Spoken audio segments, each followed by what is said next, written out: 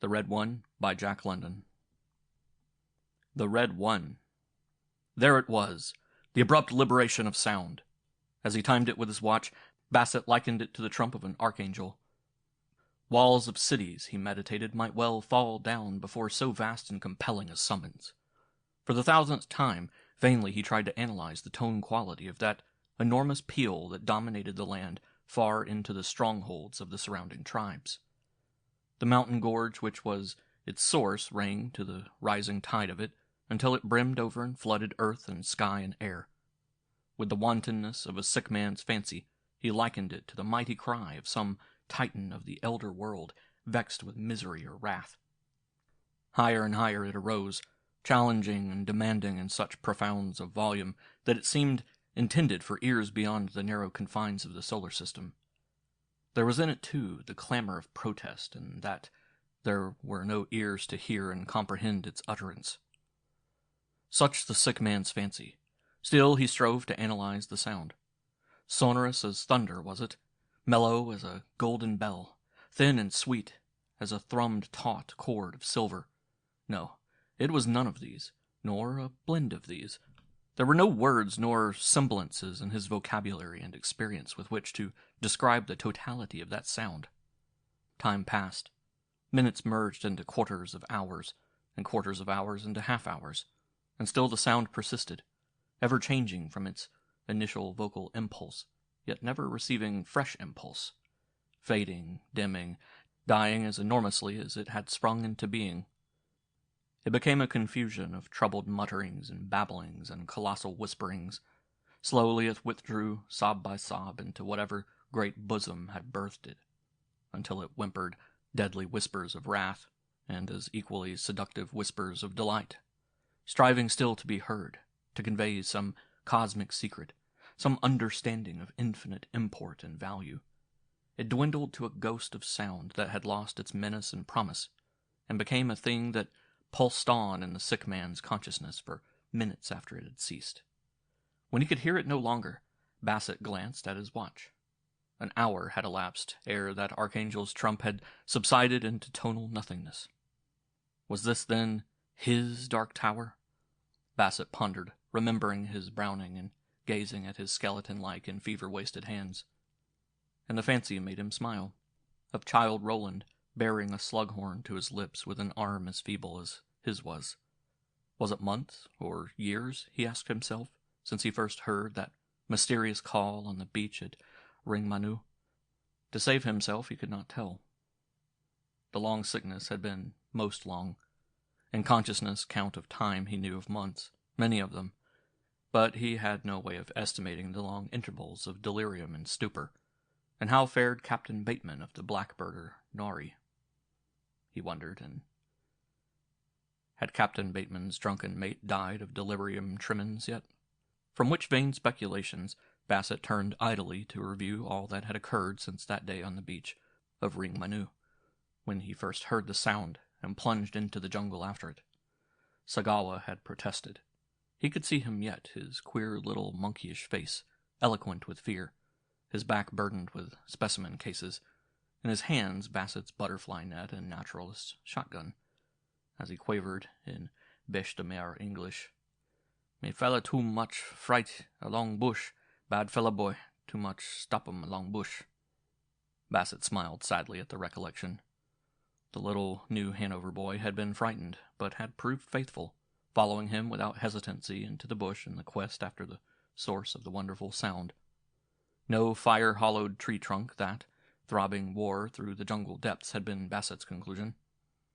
Erroneous had been his next conclusion, namely that the source or cause could not be more distant than an hour's walk, and that he would easily be back by mid-afternoon to be picked up by the Nari's whaleboat. "That big fella noise no good, all the same devil," Sagawa had adjudged, and Sagawa had been right. Had he not had his head hacked off within the day? Bassett shuddered.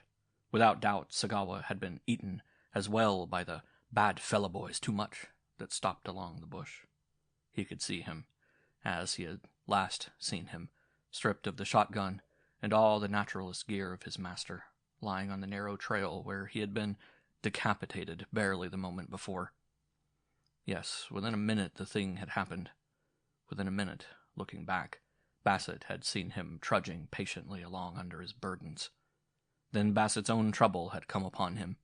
He looked at the cruelly healed stumps of the first and second fingers of his left hand, then rubbed them softly into the indentation in the back of his skull.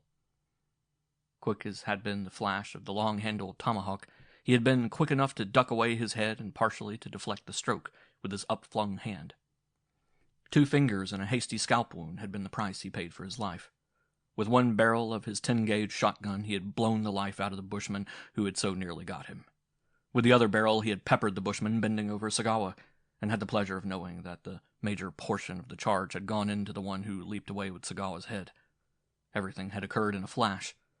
Only himself, the slain bushman, and what remained of Sagawa were in the narrow, wild pig run of a path.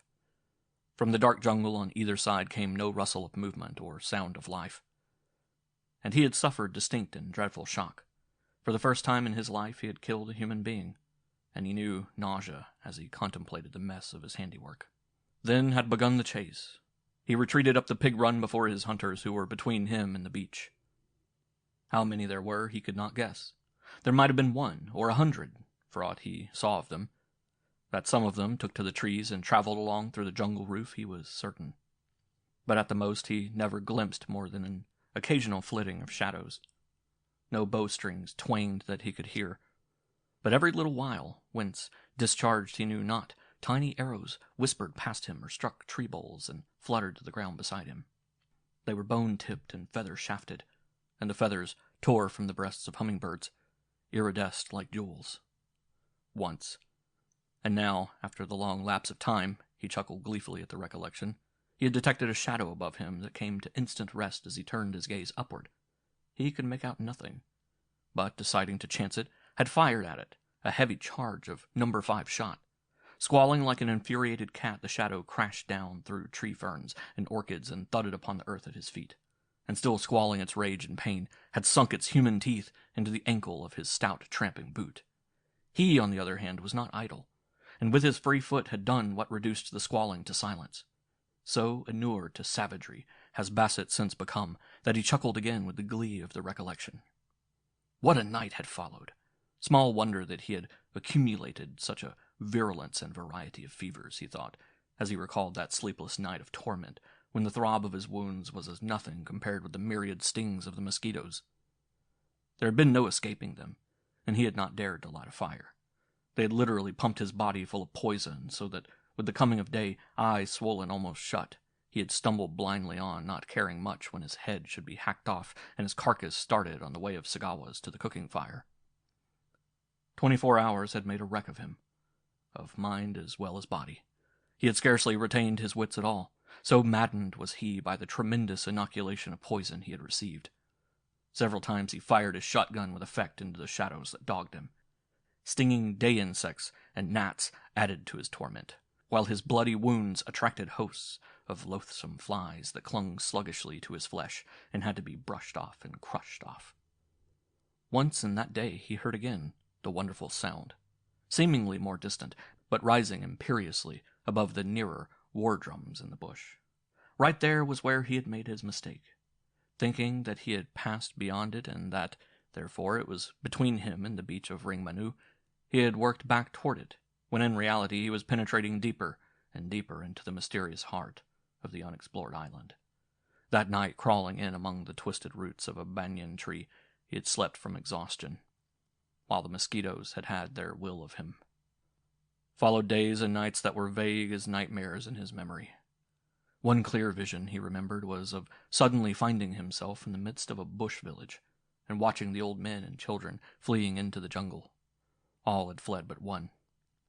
From close at hand and above him, a whimpering as of some animal in pain and terror had startled him, and looking up he had seen her, a girl, or young woman, rather, suspended by one arm in the cooking sun. Perhaps for days she had so hung.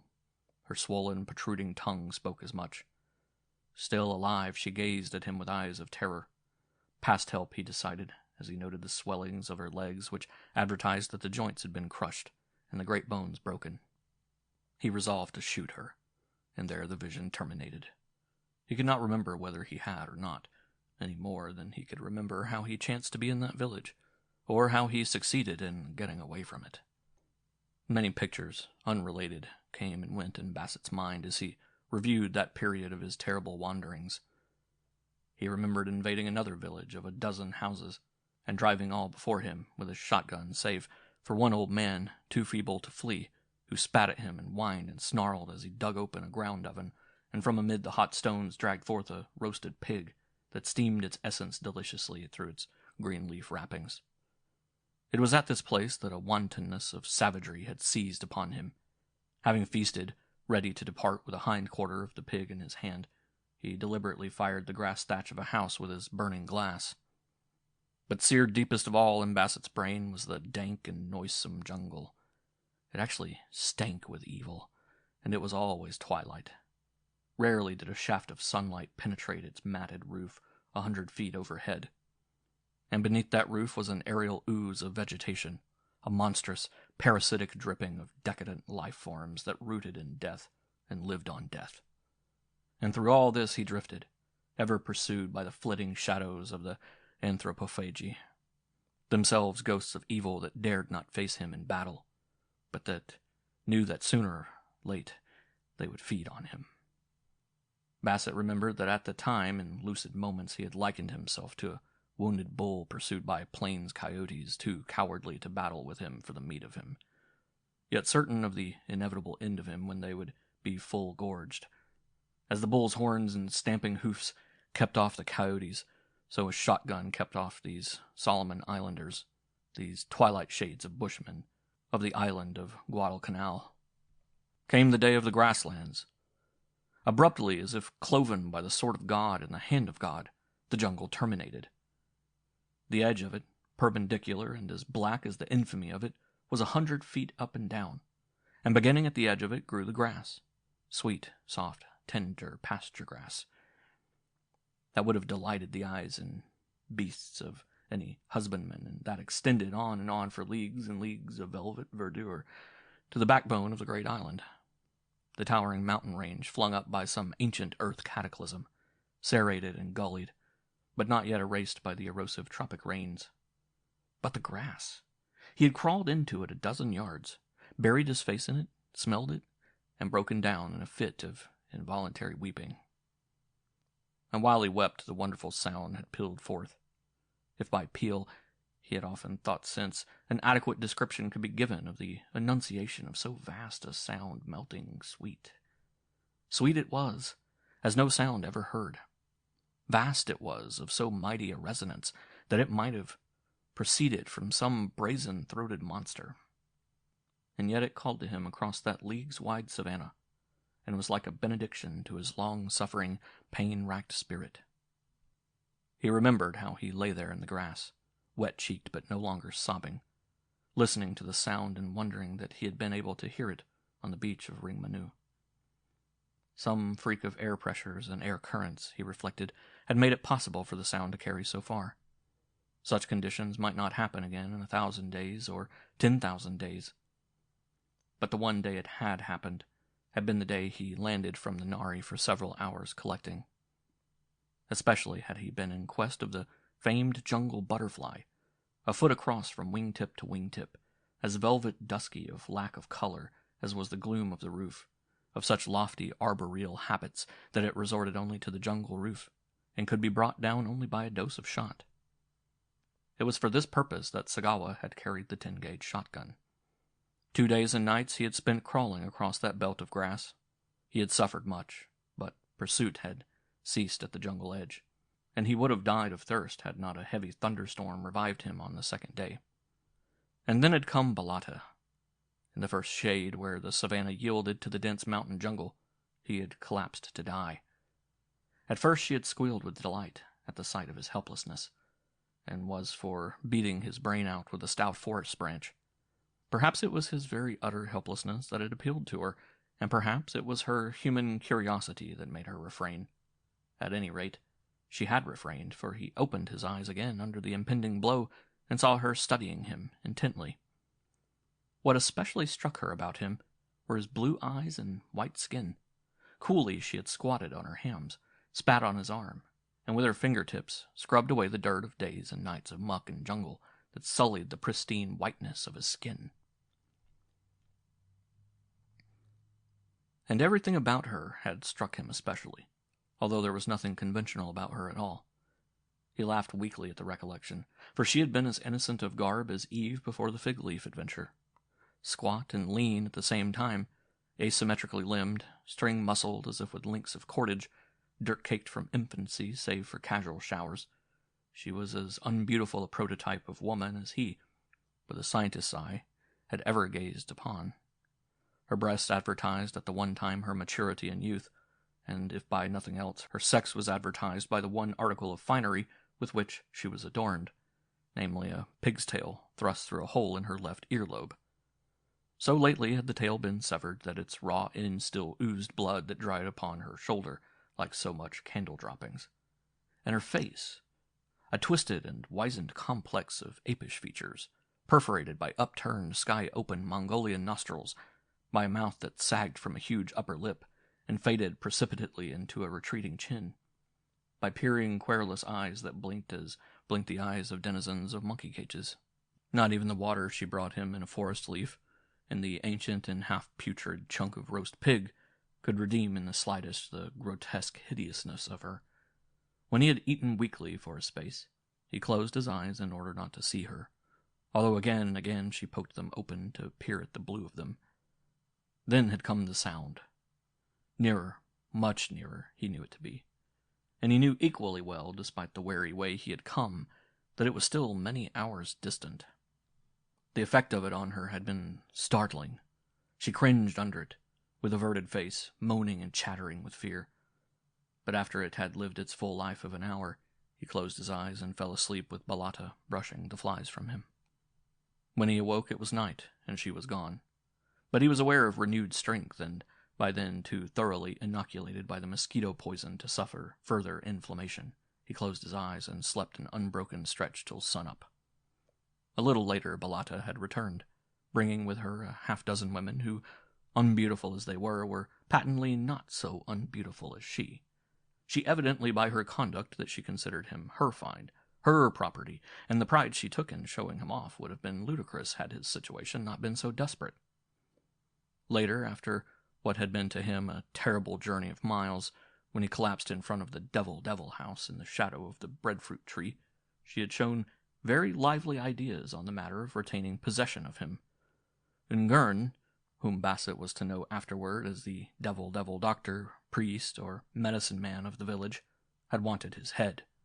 Others of the grinning and chattering monkey men, all as stark of clothes and bestial of appearance as Balata, had wanted his body for the roasting oven. At that time he had not understood their language, if by language might be dignified the uncouth sounds they made to represent ideas. But Bassett had thoroughly understood the matter of debate, especially when the men pressed and prodded and felt of the flesh of him, as if he were so much commodity in a butcher's stall. Balata had been losing the debate rapidly when the accident happened. One of the men, curiously examining Bassett's shotgun, managed to cock and pull a trigger. The recoil of the butt into the pit of the man's stomach had not been the most sanguinary result, for the charge of shot at a distance of a yard had blown the head of one of the debaters into nothingness. Even Balata joined the others in flight, and ere they returned, his senses already reeling from the oncoming fever attack, Bassett had regained possession of the gun. Whereupon, although his teeth chattered with the ague and his swimming eyes could scarcely see, he held on to his fading consciousness until he could intimidate the bushmen with the simple magics of compass, watch, burning glass, and matches. At the last, with due emphasis of solemnity and awfulness, he had killed a young pig with his shotgun, and promptly fainted. Bassett flexed his arm muscles in quest of what possible strength might reside in such weakness, and dragged himself slowly and totteringly to his feet. He was shockingly emaciated, yet during the various convalescences of the many months of his long sickness, he had never regained quite the same degree of strength as this time. What he feared was another relapse, such as he had already frequently experienced.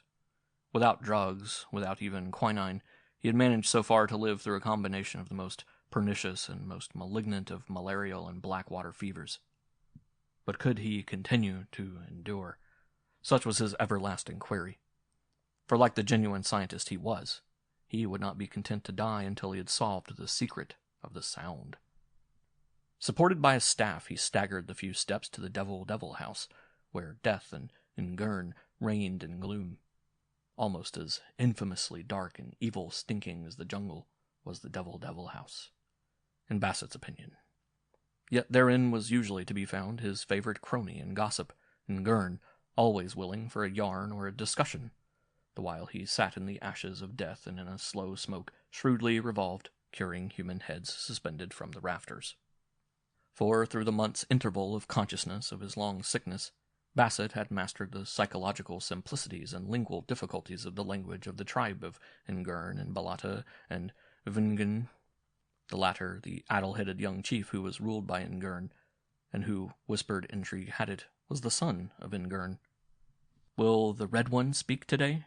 Bassett asked, by this time so accustomed to the old man's gruesome occupation as to take even an interest in the progress of the smoke-curing. With the eye of an expert, Ngurn examined the particular head he was at work upon. "It will be 10 days before I can say finish," he said. "Never has any man fixed heads like these."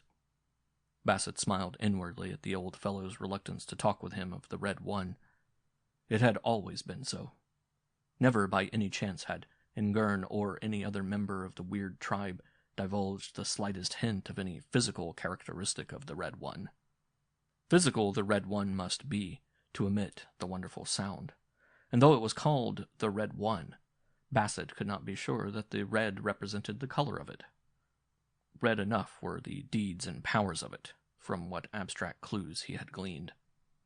Not alone, had Ngurn informed him, was the Red One more bestial powerful than the neighbor tribal gods, even athirst for the red blood of living human sacrifices. But the neighbor gods themselves were sacrificed and tormented before him. He was the god of a dozen allied villages similar to this one, which was the central and commanding village of the Federation. By virtue of the Red One, many alien villages had been devastated and even wiped out, the prisoners sacrificed to the Red One. This was true today, and it extended back into old history, carried down by word of mouth through the generations. When he, Ngurn, had been a young man, the tribes beyond the grasslands had made a war raid. In the counter-raid, Ngurn and his fighting folk had made many prisoners. Of children alone, over 50 living had been bled white before the Red One, and many, many more men and women. The Thunderer was another of Ngurn's names for the mysterious deity. Also at times was he called the Loud Shouter, the God-voiced, the Bird-throated, the one with the throat sweet as the throat of the honey-bird, the Sun-singer, and the Starborn. Why the Starborn? In vain Bassett interrogated Ngurn. According to that old devil doctor, the Red One had always been, just where he was at present, forever singing and thundering his will over men. But Ngurn's father, wrapped in decaying grass matting, and hanging even then over their heads among the smoky rafters of the Devil house, had held otherwise. That departed wise one had believed that the Red One came from out of the starry night. Else why, so his argument had run, had the old and forgotten ones passed his name down as the Starborn? Bassett could not help but recognize something cogent in such argument. But Ngurn affirmed the long years of his long life, wherein he had gazed upon many starry nights, yet never had he found a star on grassland or in jungle depth, and he had looked for them. True, he had beheld shooting stars, this in reply to Bassett's contention, but likewise had he beheld the phosphorescence of fungoid growths, and rotten meat, and fireflies on dark nights, and the flames of wood fires and of blazing candle nuts. Yet what were flame and blaze and glow, when they had flamed and blazed and glowed? Answer: memories. Memories only, of things which had ceased to be, like memories of matings accomplished, of feasts forgotten, of desires that were the ghosts of desires, flaring, flaming, burning, yet unrealized in achievement of easement and satisfaction. Where was the appetite of yesterday? The roasted flesh of the wild pig the hunter's arrow failed to slay. The maid, unwed and dead ere the young man knew her. A memory was not a star, was Ngern's contention. How could a memory be a star? Further, after all his long life, he still observed the starry night sky, unaltered. Never had he noted the absence of a single star from its accustomed place. Besides, stars were fire, and the red one was not fire, which last involuntary betrayal told Bassett nothing. "Will the red one speak tomorrow?" he queried. Ngern shrugged his shoulders as who should say. "And the day after? And the day after that?"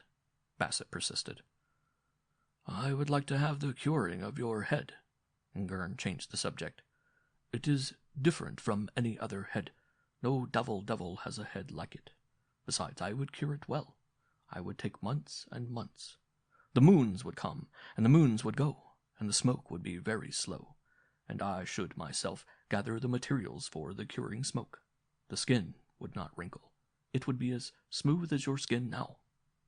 He stood up, and from the dim rafters, grimed with the smoking of countless heads, where day was no more than a gloom, took down a matting-wrapped parcel and began to open it. "It is a head like yours," he said, "but it is poorly cured." Bassett had pricked up his ears at the suggestion that it was a white man's head, for he had long since come to accept that these jungle dwellers, in the midmost center of the great island, had never had intercourse with white men.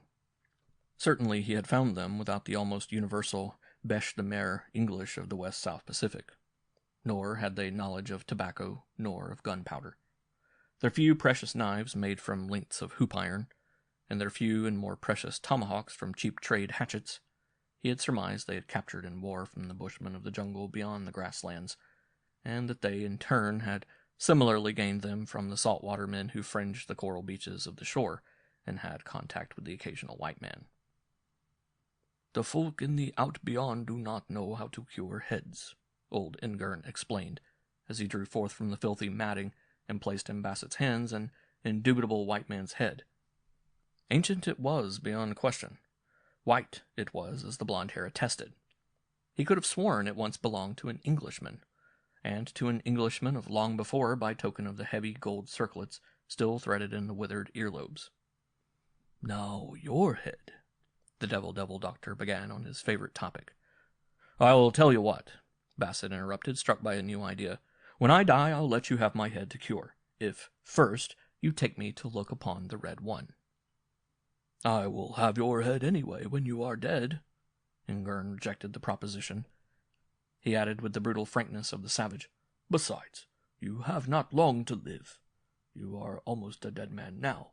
You will grow less strong. In not many months I shall have you here, turning and turning in the smoke. It is pleasant, through the long afternoons, to turn the head of one you have known as well as I know you.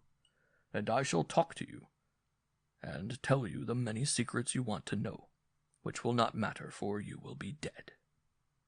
"Ngern," Bassett threatened in sudden anger, "you know the baby thunder in the iron that is mine."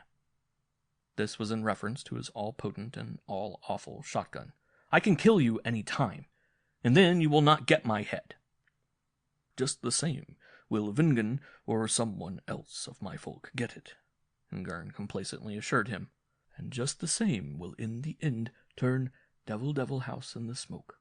The quicker you slay me with your baby thunder, the quicker will your head turn in the smoke." And Bassett knew he was beaten in the discussion. What was the red one? Bassett asked himself 1,000 times in the succeeding week, while he seemed to grow stronger. What was the source of the wonderful sound?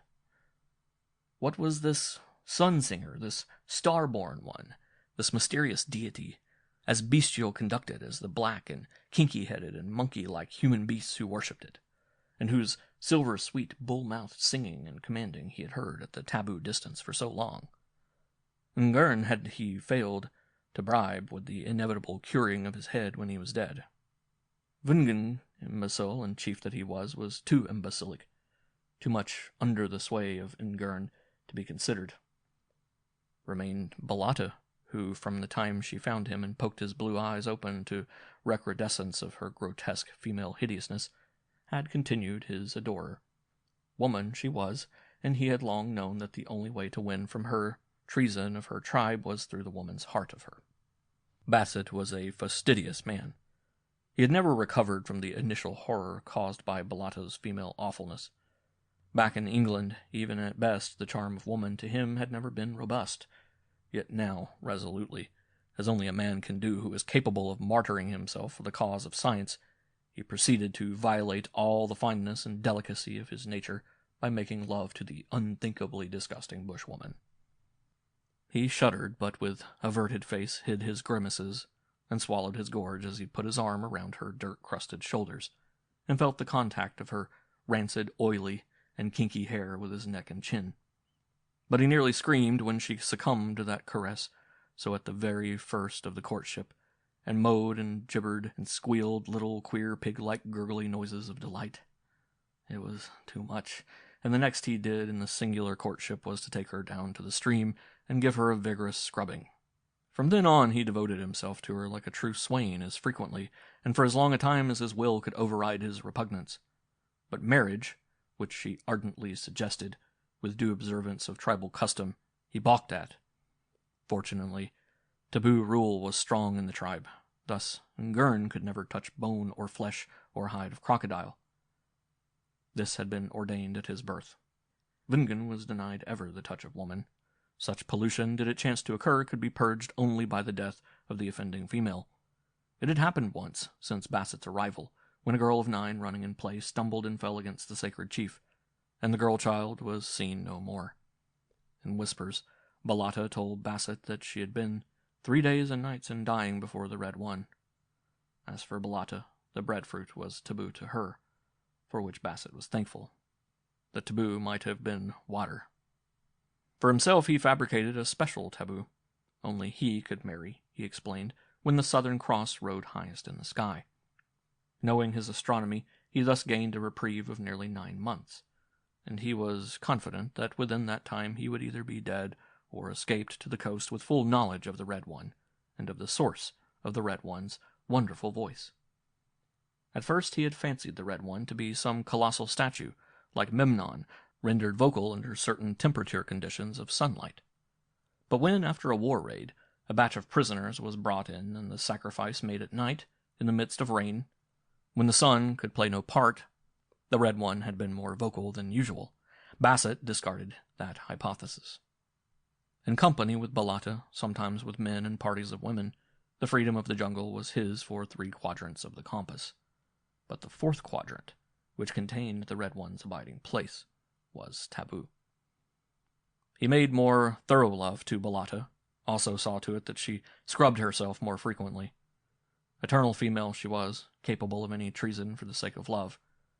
And though the sight of her was provocative of nausea, and the contact of her provocative of despair, although he could not escape her awfulness in his dream-haunted nightmares of her, he nevertheless was aware of the cosmic verity of sex that animated her, and that made her own life of less value than the happiness of her lover with whom she hoped to mate. Juliet or Bellata? Where was the intrinsic difference? The soft and tender product of ultra-civilization, or her bestial prototype of 100,000 years before her? There was no difference. Bassett was a scientist first, a humanist afterward. In the jungle heart of Guadalcanal, he put the affair to the test. As in the laboratory, he would have put to the test any chemical reaction. He increased his feigned ardor for the bushwoman, at the same time increasing the imperiousness of his will of desire over her, to be led to look upon the Red One face to face. It was the old story, he recognized, that the woman must pay, and it occurred when the 2 of them one day were catching the unclassified and unnamed little black fish, an inch long, half eel and half scaled, rotund with salmon golden roe, that frequented the fresh water, and that were steamed, raw and whole, fresh or putrid, a perfect delicacy. Prone in the muck of decaying jungle floor, Bellata threw herself, clutching his ankles with her hands, kissing his feet, and making slubbery noises that chilled his backbone up and down again. She begged him to kill her rather than exact this ultimate love payment. She told him of the penalty of breaking the taboo of the Red One, a week of torture, living, the details of which she yammered out from her face in the mire until he realized that he was yet a tyro in knowledge of the frightfulness the human was capable of wreaking on the human. Yet did Bassett insist on having his man's will satisfied at the woman's risk, that he might solve the mystery of the Red One's singing, though she should die long and horribly in screaming. And Balata, being mere woman, yielded. She led him into the forbidden quadrant, an abrupt mountain, shouldering in from the north to meet a similar intrusion from the south, tormented the stream in which they had fished into a deep and gloomy gorge. After a mile along the gorge, the way plunged sharply upward until they crossed a saddle of raw limestone, which attracted his geologist's eye. Still climbing, although he paused often from sheer physical weakness, they scaled forest-clad heights until they emerged on a naked mesa or tableland. Bassett recognized the stuff of his composition as black volcanic sand, and knew that a pocket magnet could have captured a full load of the sharply angular grains he trod upon. And then, holding Balata by the hand and leading her onward, he came to it. A tremendous pit, obviously artificial, in the heart of the plateau. Old history, the South Sea's sailing directions, scores of remembered data and connotations swift and furious, surged through his brain. It was Mendana who discovered the islands and named them Solomons, believing that he had found that monarch's fabled mines. They had laughed at the old navigator's childlike credulity, and yet here he stood himself, Bassett, on the rim of an excavation for all the world like the diamond pits of South Africa. But no diamond this that he gazed down upon. Rather was it a pearl, with the depth of iridescence of a pearl, but of a size all pearls of earth and time, welded into one, could not have totaled, and of a color undreamed of in any pearl, or of anything else for that matter, for it was the color of the Red One. And the Red One himself, Bassett knew it to be on the instant. A perfect sphere, full 200 feet in diameter. The top of it was 100 feet below the level of the rim. He likened the color quality of it to lacquer. Indeed, he took it to be some sort of lacquer applied by man, but a lacquer too marvelously clever to have been manufactured by the bushfolk. Brighter than bright cherry red, its richness of color was as if it were red builded upon red. It glowed and iridesced in the sunlight as if gleaming up from underlay under underlay of red. In vain Balata strove to dissuade him from descending. She threw herself in the dirt, but when he continued down the trail that spiraled the pit wall, she followed, cringing and whimpering her terror. That the red sphere had been dug out as a precious thing was patent. Considering the paucity of members of the federated 12 villages, and their primitive tools and methods, Bassett knew that the toil of a myriad generations could scarcely have made that enormous excavation.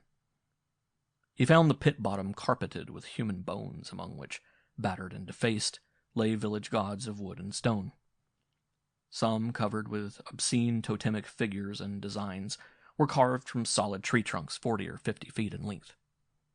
He noted the absence of the shark and turtle gods, so common among the shore villages, and was amazed at the constant recurrence of the helmet motif. What did these jungle savages of the dark heart of Guadalcanal know of helmets? Had Mendana's men-at-arms worn helmets and penetrated here centuries before? And if not, then whence had the bushfolk caught the motive? Advancing over the litter of gods and bones, Balata whimpering at his heels, Bassett entered the shadow of the Red One and passed on under its gigantic overhang, until he touched it with his fingertips. No lacquer that. Nor was the surface smooth as it should have been in the case of lacquer. On the contrary, it was corrugated and pitted, with here and there patches that showed signs of heat and fusing. Also, the substance of it was metal, though unlike any metal or combination of metals he had ever known. As for the color itself, he decided it to be no application. It was the intrinsic color of the metal itself. He moved his fingertips, which up to that had merely rested along the surface, and felt the whole gigantic sphere quicken and live and respond. It was incredible. So light a touch on so vast a mass. Yet did it quiver under the fingertip caress and rhythmic vibrations that became whimperings and rustlings and mutterings of sound. But of sound so different, so elusively thin that it was shimmeringly sibilant, so mellow that it was maddening sweet, piping like an elfin horn, which last was just what Bassett decided would be like a peal from some bell of the gods reaching earthward from across space. He looked at Balatto with swift questioning, but the voice of the Red One he had evoked had flung her face downward and moaning among the bones. He returned to contemplation of the prodigy. Hollow it was, and of no metal known on earth, was his conclusion. It was right named by the ones of old time as the Starborn. Only from the stars could it have come, and no thing of chance was it. It was a creation of artifice and mind. Such perfection of form, such hollowness that it certainly possessed, could not be the result of mere fortuitousness. A child of intelligences, remote and unguessable, working corporally in metals, it indubitably was. He stared at it in amaze, his brain a racing wildfire of hypotheses to account for this far journeyer, who had adventured the night of space, threaded the stars, and now rose before him and above him, exhumed by patient anthropophagy, pitted and lacquered by its fiery bath in 2 atmospheres. But was the color a lacquer of heat upon some familiar metal, or was it an intrinsic quality of the metal itself? He thrust in the blue point of his pocket-knife to test the constitution of the stuff. Instantly the entire sphere burst into a mighty whispering, sharp with protest, almost twanging goldenly, if a whisper could possibly be considered to twang, rising higher, sinking deeper, the 2 extremes of the registry of sound threatening to complete the circle and coalesce into the bull-mouthed thundering he had so often heard beyond the taboo distance. Forgetful of safety, of his own life itself, entranced by the wonder of the unthinkable and unguessable thing, he raised his knife to strike heavily from a long stroke, but was prevented by Balata. She upreared on her own knees in agony of terror, clasping his knees and supplicating him to desist. In the intensity of her desire to impress him, she put her forearm between her teeth and sank them to the bone. He scarcely observed her act, although he yielded automatically to his gentler instincts and withheld the knife hack. To him, human life had dwarfed to microscopic proportions before this colossal portent of higher life from within the distances of the sidereal universe. As had she been a dog, he kicked the ugly little bushwoman to her feet and compelled her to start with him on an encirclement of the base. Partway round he encountered horrors.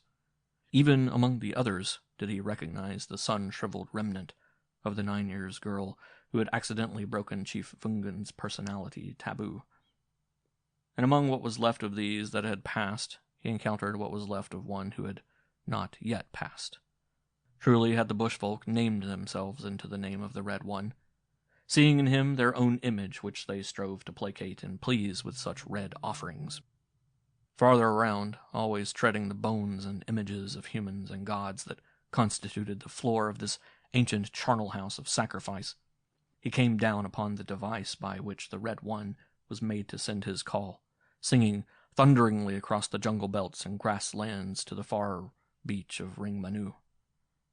Simple and primitive was it, as was the Red One's consummate artifice. A great king-post, 100 feet in length, seasoned by centuries of superstitious care, carven into dynasties of gods, each superimposed, each helmeted, each seated in the open mouth of a crocodile, was slung by ropes, twisted of climbing vegetable parasites from the apex of a tripod of 3 great forest trunks, themselves carved into grinning and grotesque adumbrations of man's modern concepts of art and God. From the striker king post were suspended ropes of climbers, to which men could apply their strength and direction. Like a battering ram, this king post could be driven end onward against the mighty red, iridescent sphere. Here was where Ngurn officiated and functioned religiously for himself and the 12 tribes under him. Bassett laughed aloud, almost with madness, at the thought of this wonderful messenger, winged with intelligence across space, to fall into a bushman stronghold and be worshipped by ape-like man-eating and head-hunting savages. It was as if God's world had fallen into the muck mire of the abyss underlying the bottom of hell. As if Jehovah's commandments had been presented on carved stone to the monkeys of the monkey cage at the zoo. As if the Sermon on the Mount had been preached in a roaring bedlam of lunatics. The slow weeks passed. The nights by election. Bassett spent on the ashen floor of the Devil House, beneath the ever-swinging, slow-curing heads. His reason for this was that it was taboo to the lesser sex of woman, and therefore a refuge for him from Bellotta, who grew more persecutingly and perilously loverly as the Southern Cross rode higher in the sky and marked the imminence of her nuptials.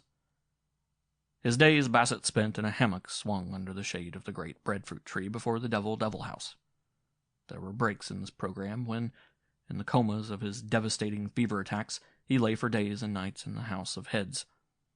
Ever he struggled to combat the fever, to live, to continue to live, to grow strong and stronger against the day when he would be strong enough to dare the grasslands and the belted jungle beyond, and win to the beach, and to some labor-recruiting, blackbirding ketch or schooner, and on to civilization, and the men of civilization to whom he could give news of the message from other worlds that lay darkly worshipped by beastmen in the black heart of Guadalcanal's midmost center. On the other nights, lying late under the breadfruit tree, Bassett spent long hours watching the slow setting of the western stars beyond the black wall of jungle, where it had been thrust back by the clearing for the village. Possessed of more than a cursory knowledge of astronomy, he took a sick man's pleasure in speculating as to the dwellers on the unseen worlds of those incredibly remote suns, to haunt whose houses of light, life came forth, a shy visitant from the rayless crypts of matter. He could no more apprehend limits to time than bounds to space. No subversive radium speculations had shaken his steady scientific faith in the conservation of energy and the indestructibility of matter. Always and forever must there have been stars, and surely, in that cosmic ferment, all must be comparatively alike, comparatively of the same substance, or substances, save for the freaks of the ferment. All must obey or compose the same laws that ran without infraction through the entire experience of man. Therefore, he argued and agreed, must worlds and lives be appanages to all the suns as they were appanages to the particular of his own solar system. Even as he lay here, under the breadfruit tree, an intelligence that stared across the starry gulfs, so must all the universe be exposed to the ceaseless scrutiny of innumerable eyes like his, though grantedly different, with behind them, by the same token, intelligences that questioned and sought the meaning and the construction of the whole. So reasoning, he felt his soul go forth in kinship with that august company, that multitude whose gaze was forever upon the Aras of infinity. Who were they? What were they? Those far distant and superior ones who had bridged the sky with their gigantic, red, iridescent, heaven-singing message. Surely, and long since had they too trod the path on which man had so recently, by the calendar of the cosmos, set his feet. And to be able to send a message across the pit of space, surely they had reached those heights to which man, in tears and travail and bloody sweat, in darkness and confusion of many counsels, was so slowly struggling. And what were they on their heights? Had they won brotherhood? Or had they learned that the law of love imposed the penalty of weakness and decay? Was strife life? Was the rule of all universe the pitiless rule of natural selection? And most immediately and poignantly, were their far conclusions, their long-won wisdoms, shut even then in the huge metallic heart of the Red One, waiting for the first Earthman to read? Of one thing he was certain: no drop of red dew, shaken from the lion mane of some sun in torment, was the sounding sphere. It was of design, not chance, and it contained the speech and wisdom of the stars. What engines and elements and mastered forces, what lore and mysteries and destiny controls might be there! Undoubtedly, since so much could be enclosed in so little a thing as the foundation stone of a public building, this enormous sphere should contain vast histories, profounds of research achieved beyond man's wildest guesses, laws and formulae that, easily mastered, would make man's life on earth, individual and collective, spring up from its present mire to inconceivable heights of purity and power. It was time's greatest gift to blindfold, insatiable, and sky-aspiring man. And to him, Bassett, had been vouchsafed the lordly fortune to be the first to receive this message from man's interstellar kin. No white man, much less no outland man of the other bush tribes, had gazed upon the Red One and lived. Such the law expounded by Ngern to Bassett. There was such a thing as blood brotherhood. Bassett, in return, had often argued in the past, but Ngern had stated solemnly no. Even the blood brotherhood was outside the favor of the Red One. Only a man born within the tribe could look upon the Red One and live. But now in his guilty secret known only to Balata, whose fear of immolation before the Red One fast sealed her lips, the situation was different. What he had to do was to recover from the abominable fevers that weakened him, and gain to civilization. Then he would lead an expedition back, and although the entire population of Guadalcanal he destroyed, extract the heart of the Red One, the message of the world from other worlds. But Bassett's relapses grew more frequent, his brief convalescences less and less vigorous, his periods of coma longer, until he came to know beyond the last promptings of the optimism inherent in so tremendous a constitution as his own that he would never live to cross the grasslands, perforate the perilous coast jungle, and reach the sea. He faded as the Southern Cross rose higher in the sky, till even Balata knew that he would be dead ere the nuptial date determined by his taboo. Ngern made pilgrimage personally, and gathered the smoke materials for the curing of Bassett's head, and to him made proud announcement an exhibition of the artistic perfection of his intention when Bassett should be dead. As for himself, Bassett was not shocked.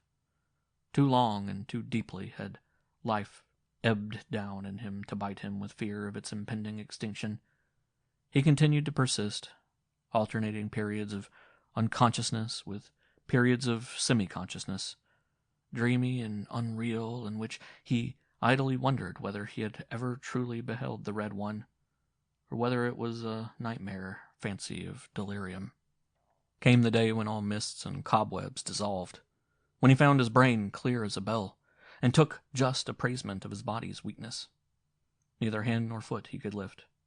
So little control of his body did he have that he was scarcely aware of possessing one.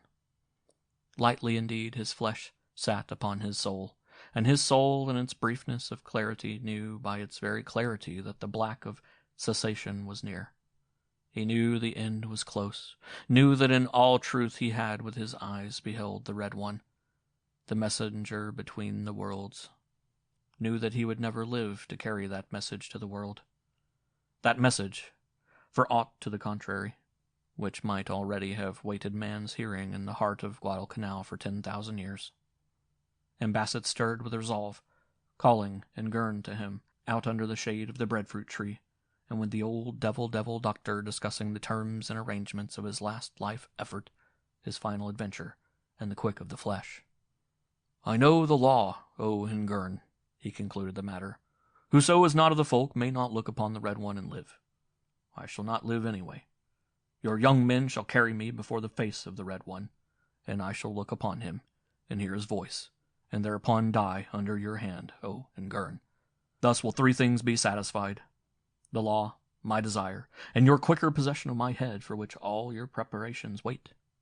To which Ngern consented, adding, "It is better so. A sick man who cannot get well is foolish to live on for so little a while. Also, is it better for the living that he should go? You have been much in the way of late. Not but what it was good for me to talk to such a wise one. But for the moons of days we have held little talk. Instead you have taken up room in the house of heads, making noises like a dying pig, or talking much and loudly in your own language, which I do not understand. This has been a confusion to me, for I like to think on the great things of the light and dark as I turn the heads in the smoke. Your much noise has thus been a disturbance to the long learning and hatching of the final wisdom that will be mine before I die. As for you, upon whom the dark has already brooded, it is well that you die now. And I promise you in the long days to come, when I turn your head in the smoke, no man of the tribe shall come in to disturb us. And I will tell you many secrets, for I am an old man and very wise, and I shall be adding wisdom to wisdom as I turn your head in the smoke." So a litter was made, and borne on the shoulders of 6 of the men, Basset departed on the last little adventure that was to cap the total adventure, for him, of living, with a body of which he was scarcely aware, for even the pain had been exhausted out of it, and with a bright, clear brain that accommodated him to a quiet ecstasy of sheer lucidness of thought. He lay back on the lurching litter and watched the fading of the passing world, beholding for the last time the breadfruit tree before the devil house, the dim day beneath the matted jungle roof, the gloomy gorge between the shouldering mountains, the saddle of raw limestone, and the mesa of black volcanic sand.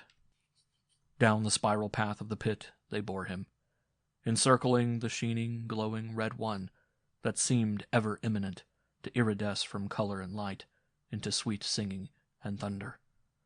And over bones and logs of immolated men and gods they bore him, past the horrors of other immolated ones that yet lived, to the 3 king post tripod and the huge king post striker.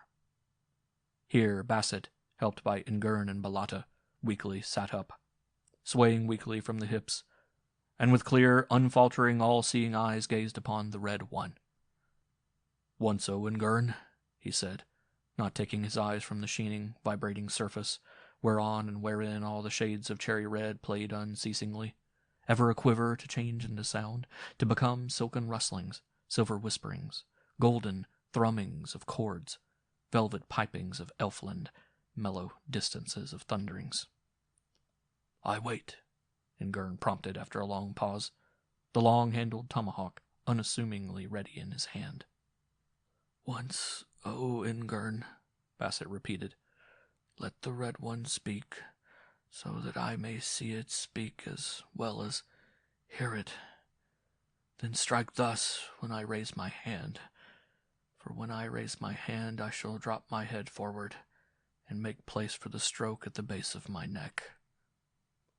But, O Ingern, I, who am about to pass out of the light of day forever, would like to pass with the wonder voice of the red one, singing greatly in my ears."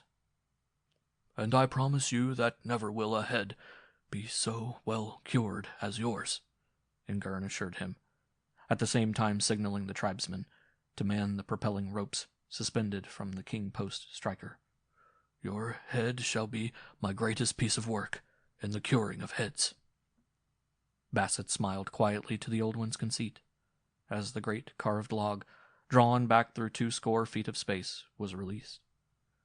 The next moment he was lost in ecstasy at the abrupt and thunderous liberation of sound. But such thunder! Mellow it was with preciousness of all sounding metals. Archangels spoke in it. It was magnificently beautiful before all other sounds. It was invested with the intelligence of supermen of planets of other suns. It was the voice of God, seducing and commanding to be heard.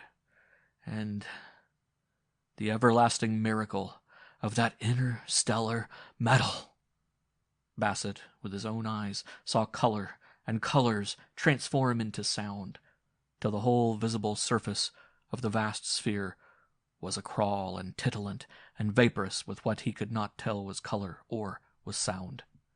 In that moment the interstices of matter were his, and the interfusings and intermating transfusings of matter and force. Time passed. At the last, Basset was brought back from his ecstasy by an impatient movement of Ingern. He had quite forgotten the old devil one. A quick flash of fancy brought a husky chuckle into Barrett's throat. His shotgun lay beside him in the litter. All he had to do, muzzle to head, was to press the trigger and blow his head into nothingness. But why cheat him, was Bassett's next thought. Head-hunting, cannibal beast of a human that was as much ape as human. Nevertheless, old Ingern had, according to his lights, played squarer than square. Ingern was in himself a forerunner of ethics and contract, of consideration and gentleness in man. No, Basset decided, it would be a ghastly pity and an act of dishonor to cheat the old fellow at the last. His head was Ingern's, and Ingern's head to cure it would be. And Basset, raising his hand in signal, bending forward his head as agreed so as to expose cleanly the articulation to his taut spinal cord, forgot Balata, who was merely a woman merely and only, and undesired. He knew without seeing when the razor-edged hatchet rose in the air behind him. And for that instant, ere the end, there fell upon Bassett the shadows of the unknown, a sense of impending marvel, of the rending of walls before the imaginable. Almost, when he knew the blow had started, and just ere the edge of steel bit the flesh and nerves, it seemed that he gazed upon the serene face of the Medusa, Truth. And simultaneous with the bite of the steel on the onrush of the dark, in a flashing instant of fancy, he saw the vision of his head turning slowly, always turning, in the devil house beside the breadfruit tree.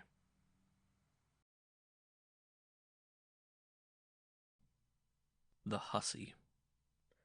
There are some stories that have to be true, the sort that cannot be fabricated by a ready fiction reckoner. And by the same token, there are some men with stories to tell who cannot be doubted. Such a man was Julian Jones, although I doubt if the average reader of this will believe the story Julian Jones told me. Nevertheless, I believe it. So thoroughly am I convinced of its verity that I am willing, nay, eager, to invest capital in the enterprise and embark personally on the adventure to a far land.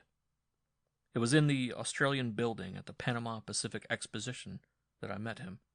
I was standing before an exhibit of facsimiles of the record nuggets which had been discovered in the goldfields of the Antipodes. Knobbed, misshapen, and massive, it was as difficult to believe that they were not real gold as it was to believe the accompanying statistics of their weights and values.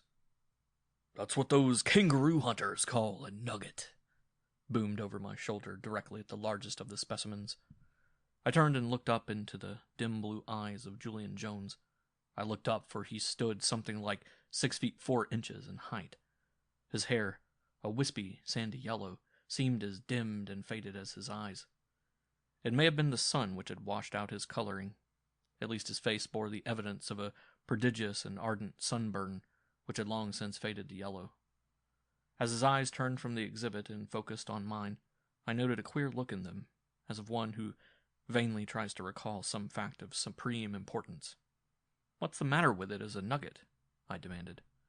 The remote, indwelling expression went out of his eyes as he boomed, "Why, its size." "It does seem large," I admitted, "but there's no doubt it's authentic. The Australian government would scarcely dare—" "Large!" he interrupted with a sniff and a sneer. "Largest ever discovered," I started on. "Ever discovered?" His dim eyes smoldered hotly as he proceeded. "Do you think that every lump of gold ever discovered has got into the newspapers and encyclopedias?" "Well," I replied judicially, "if there's one that hasn't, I don't see how we're to know about it. If a really big nugget or nugget finder likes to blush unseen—" "But it isn't," he broke in quick. "I saw it with my own eyes. And besides, I'm too tanned to blush anyway. I'm a railroad man, and I've been in the tropics a lot.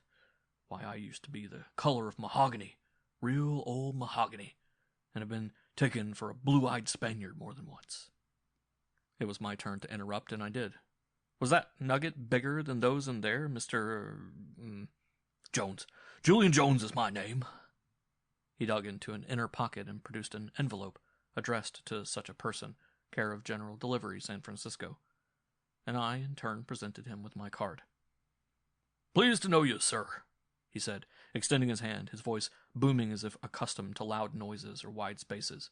"Of course I've heard of you, seen your picture in the papers and all that, and though I say it that shouldn't, I want to say that I didn't dare care a rap about those articles you wrote on Mexico. You're wrong, all wrong. You make the mistake of all gringos and thinking a Mexican is a white man. He ain't. None of 'em ain't. Greasers, spaghettis, Latin Americans, and all the rest of the cattle, why, sir, they don't think like we think or reason or act. Even their multiplication table's different. You think 7 times 7's 49, but not them. They work it out different. And white isn't white to them either. Let me give you an example. Buying coffee retail for housekeeping in 1 pound or 10 pound lots." "How big was that nugget you referred to?" I queried firmly. As big as the biggest one of these? Bigger, he said quietly. Bigger than the whole blamed exhibit of them put together and then some. He paused and regarded me with a steadfast gaze. I don't see no reason why I shouldn't go into the matter with you. You've got a reputation a man ought to be able to trust, and I've read you've done some tall skylarking yourself in out-of-the-way places. I've been browsing around with an eye open for someone to go in with me on the proposition. You can trust me, I said. And here I am, blazing out into print with the whole story just as he told it to me as we sat on a bench by the lagoon before the Palace of Fine Arts, with the cries of the seagulls in our ears. Well, he should have kept his appointment with me. But I anticipate. As we started to leave the building and hunt for a seat, a small woman, possibly 30 years of age, with a washed-out complexion of the farmer's wife's sort, darted up to him in a bird-like way, for all the world like the darting, veering gulls over our heads, and fastened herself to his arm with the accuracy and dispatch and inevitableness of a piece of machinery. "There you go," she shrilled. "A trotting right off and never giving me a thought." I was formally introduced to her. It was patent that she had never heard of me, and she surveyed me bleakly with shrewd black eyes, set close together and as beady and restless as a bird's. "You ain't going to tell him about that hussy?" she complained. "Well, now, Sarah, this is business, you see," he argued plaintively. "I've been looking for a likely man this long while, and now that he's shown up, it seems to me I got a right to give him the hang of what happened." The small woman made no reply, but set her thin lips in a needle-like line. She gazed straight before her at the tower of jewels, with so austere an expression that no glint of refracted sunlight could soften it. We proceeded slowly to the lagoon, managed to obtain an unoccupied seat, and sat down with mutual sighs of relief as we released our weights from our tortured sightseeing feet. "One does get so mortal weary," asserted the small woman, almost defiantly. Two swans waddled up from the mirroring water and investigated us. When their suspicions of our niggardliness or lack of peanuts had been confirmed, Jones half turned to his back on his life partner and gave me his story. "Ever been in Ecuador? Then take my advice, and don't. Though I take that back, for you and me might be hitting it for there together if you can rustle up the faith in me, and the backbone in yourself for the trip. Well, anyway, it ain't so many years ago that I came ambling in there on a rusty, foul-bottomed tramp collier from Australia. 43 days from land to land. 7 knots was her speed when everything favored, and we'd had a 2 weeks' gale to the north'ard of New Zealand, and broke our engines down for 2 days off Pitcairn Island. I was no sailor on her. I'm a locomotive engineer, but I'd made friends with the skipper at Newcastle and come along as his guest for as far as Guayaquil. You see, I'd heard wages was way up on the American Railroad, running from that place over to Andes to Quito. Now, Guayaquil is a fever hole," I interpolated. Julian Jones nodded. "Thomas Nast died of it there within a month after he landed. He was our great American cartoonist," I added. "Don't know him," Julian Jones said shortly. "But I do know he wasn't the first to pass out by a long shot. Why, look you the way I found it. The pilot grounds is 60 miles down the river. How's the fever?" said I to the pilot, who came aboard in the early morning. "See that hembird bark?" said he, pointing to a sizable ship at anchor. "Captain and 14 men dead of it already, and the cook and 2 men dying right now, and they're the last left of her." And by jinks, he told the truth. And right then and there were dying 40 a day in Guayaquil of yellowjack. But that was nothing, as I was to find out. Bubonic plague and smallpox were raging, while dysentery and pneumonia were reducing the population, and the railroad was raging worst of all. I mean that. For them that insisted on riding on it, it was more dangerous than all the other diseases put together. When we dropped anchor off Guayaquil, 6 skippers from other steamers came on board to warn our skipper not to let any of his crew or officers go ashore except the ones he wanted to lose. A launch came off for me from Duran, which is on the other side of the river and is the terminal of the railroad, and it brought off a man that soared up the gangway 3 jumps at a time. He was that eager to get aboard. When he hit the deck, he hadn't time to speak to any of us. He just leaned out over the rail and shook his fist at Duran and shouted, "I beat you to it! I beat you to it!" "Who'd you beat to it, friend?" I asked. "The railroad," he said, as he unbuckled the straps and took off a big .44 Colt's automatic from where he wore it handy on his left side under his coat.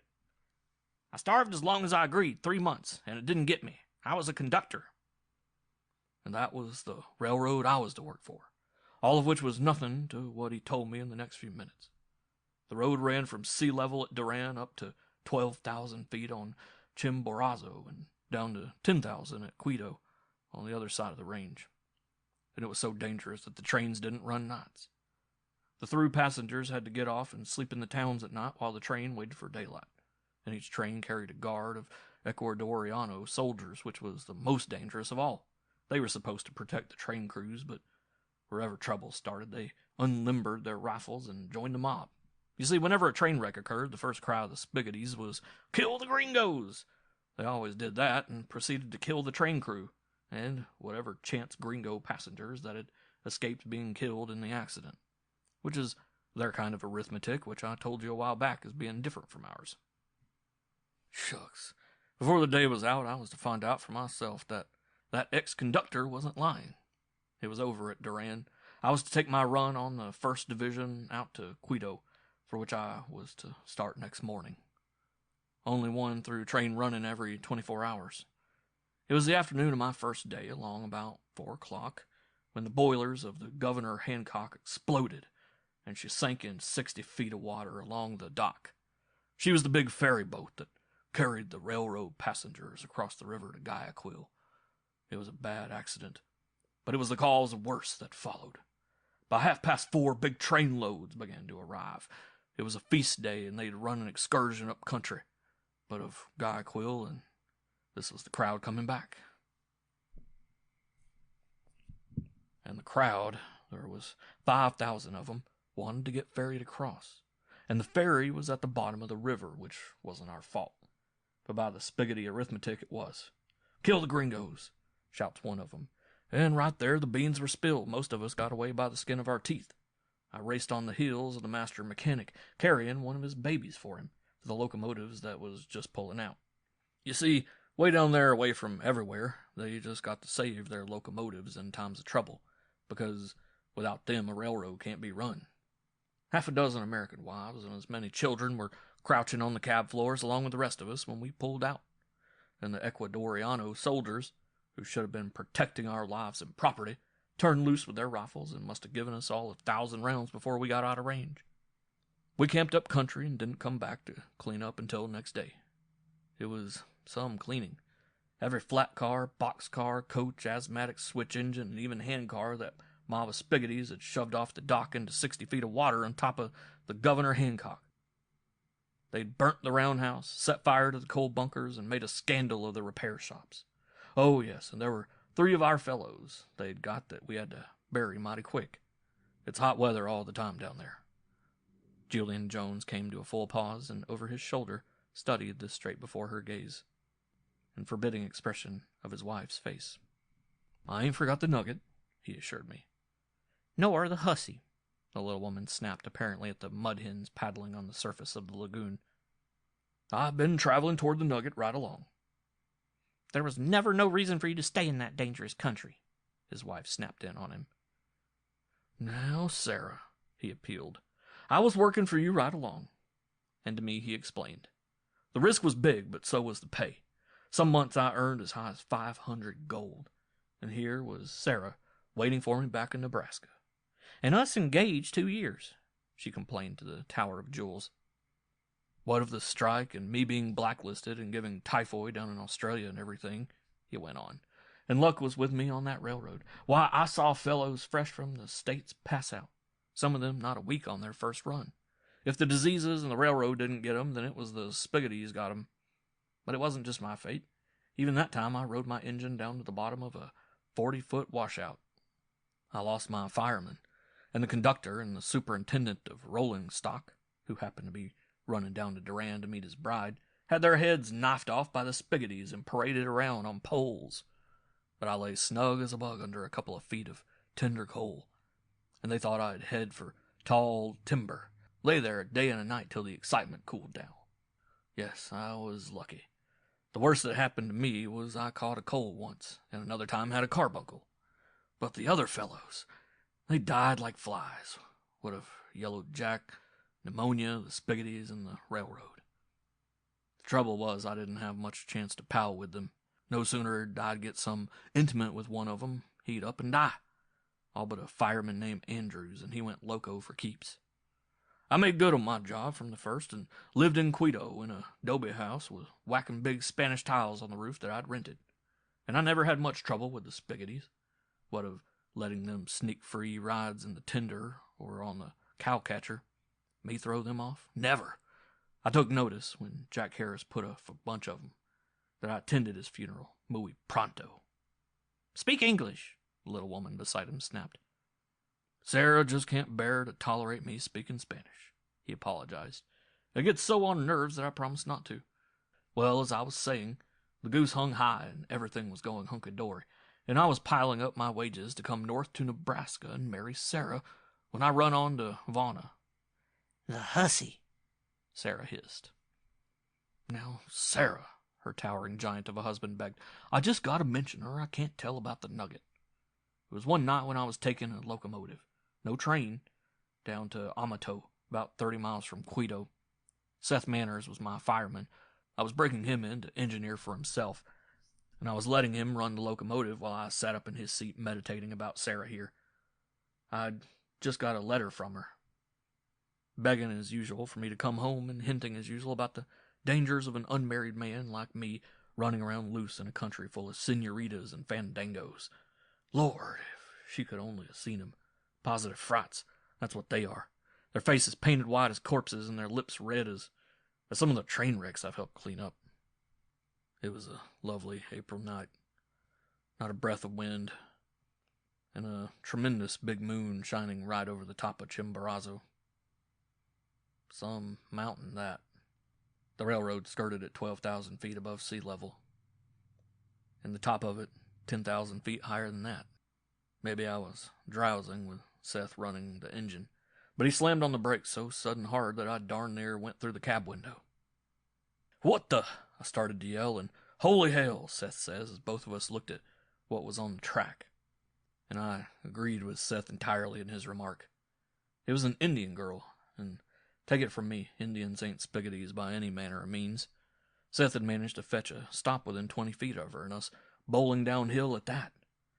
But the girl, I saw the form of Mrs. Julian Jones stiffen, although she kept her gaze fixed balefully upon the two mud hens that were prowling along the lagoon shallows below us. The hussy, she hissed once, and implacably. Jones had stopped at the sound, but went on immediately. She was the tall girl, slim and slender. You know the kind, with black hair, remarkably long, hanging down loose behind her, as she stood there, no more afraid than nothing, her arms spread out to stop the engine. She was wearing a slimpsy sort of garment wrapped around her that wasn't cloth, but ocelot skins, soft and dappled and silky. It was all she had on.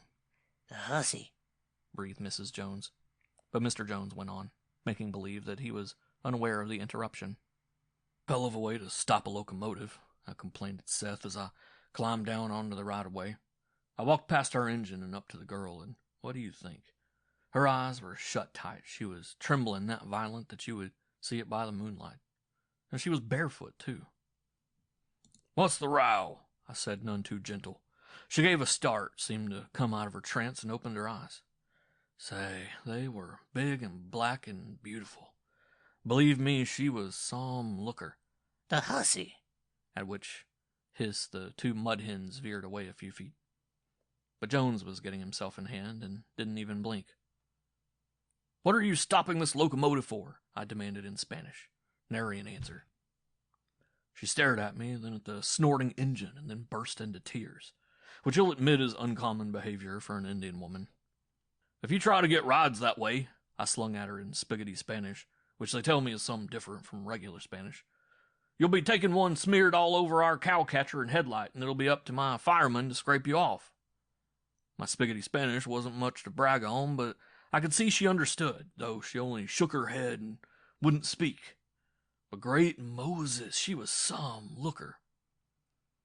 I glanced apprehensively at Mrs. Jones, who must have caught me out of the tail of her eye, for she muttered, "If she hadn't been, do you think he'd taken her into his house to live?" "Now, hold on, Sarah," he protested. "That ain't fair. Besides, I'm telling this. Next thing, Seth yells at me, "Going to stay here all night?" "Come on," I said to the girl, "and climb on board. But next time you want to ride, don't flag a locomotive between stations." She followed along, but when I got to the step and turned to give her a lift up, she wasn't there. I went forward again, not a sign of her. Above and below was sheer cliff, and the track stretched ahead 100 yards clear and empty. And then I spotted her crouched down right against the cowcatcher. That close I'd almost stepped on her. If we'd started up, we'd have run over her in a second. It was all so nonsensical. I never could make out her actions. Maybe she was trying to suicide. I grabbed her by the wrist and jerked her none too gentle to her feet, and she came along all right. Women do know when a man means business. I glanced from this Goliath to his little bird-eyed spouse and wondered if he had ever tried to mean business with her. Seth kicked at first, but I boosted her into the cab and made her sit up beside me. "And I suppose Seth was busy running the engine," Mrs. Jones observed. "I was breaking him in, wasn't I?" Mr. Jones protested. So we made the run into Amato. She'd never opened her mouth once, and no sooner had the engine stopped than she'd jumped to the ground and was gone. Just like that. Not a thank you kindly, nothing. But next morning, when we came to pull out for Quito with a dozen flat cars loaded with rails, there she was in the cab waiting for us, and in the daylight I could see how much better a looker she was than the night before. "Ha! She's adopted you," Seth grins, and it looked like it. She just stood there and looked at me, at us, like a loving hound dog that you love, that you've caught with a string of sausages inside him, and that just knows you ain't going to lift a hand to him. "Go chase yourself," I told her, pronto.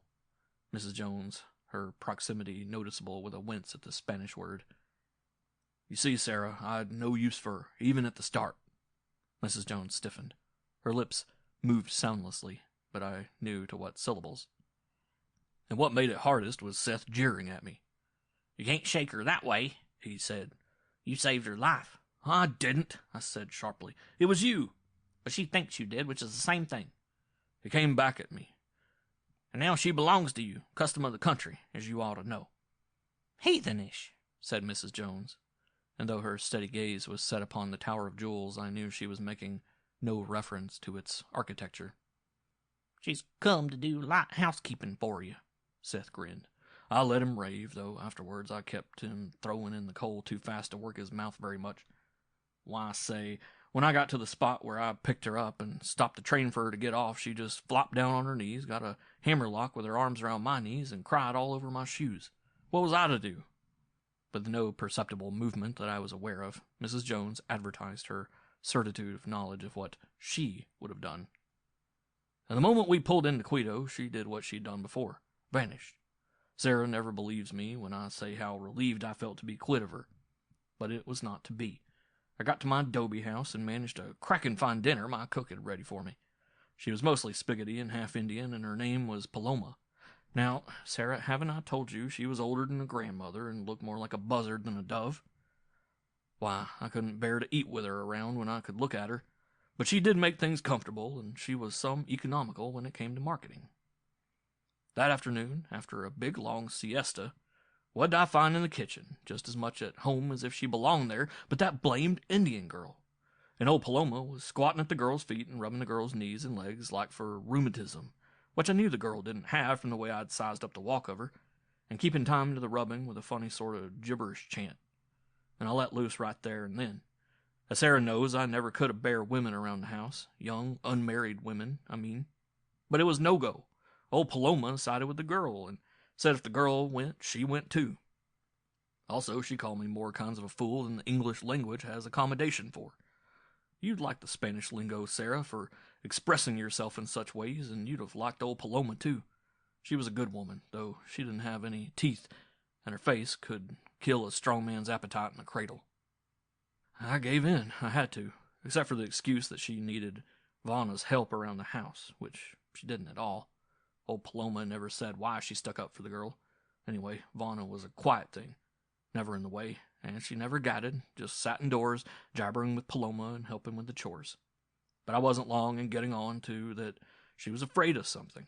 She would look up that anxious it hurt whenever anybody called, like some of the boys to have a gas or a game of Pedro. I tried to worm it out of Paloma what was worrying the girl, but all the old woman did was look solemn and shake her head like all the devils in hell was liable to precipitate a visit on us. And then one day, Vonna had a visitor. I had just come in from a run and was passing the time of day with her. I had to be polite even if she had buttoned in on me and come to live in my house for keeps. When I saw a queer expression come into her eyes, in the doorway stood an Indian boy. He looked like her, but was younger and slimmer. She took him into the kitchen, and they must have had a great palaver, for he didn't leave until after dark. Inside the week he came back, but I missed him. When I got home, Paloma put a fat nugget of gold into my hand, which Vonna had sent him for. The blame thing weighed all of 2 pounds and was worth more than $500. She explained that Vonna wanted me to take it to pay for her keep, and I had to take it to keep peace in the house. Then, after a long time, came another visitor. We were sitting before the fire. "Him and the hussy," quoth Mrs. Jones. "And Paloma," he added quickly. "Him and his cook and his light housekeeper sitting by the fire," she amended. "Oh, I admit Vonna did like me a whole heap," he asserted recklessly, then modified with a pang of caution. A heap more than was good for her, seeing that I had no inclination her way. Well, as I was saying, she had another visitor.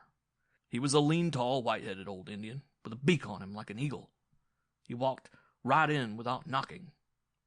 Vonna gave a little cry that was half like a yelp and half like a gasp, and flumped down on her knees before me, pleading to me with her deer's eyes, and to him with the eyes of a deer about to be killed that don't want to be killed.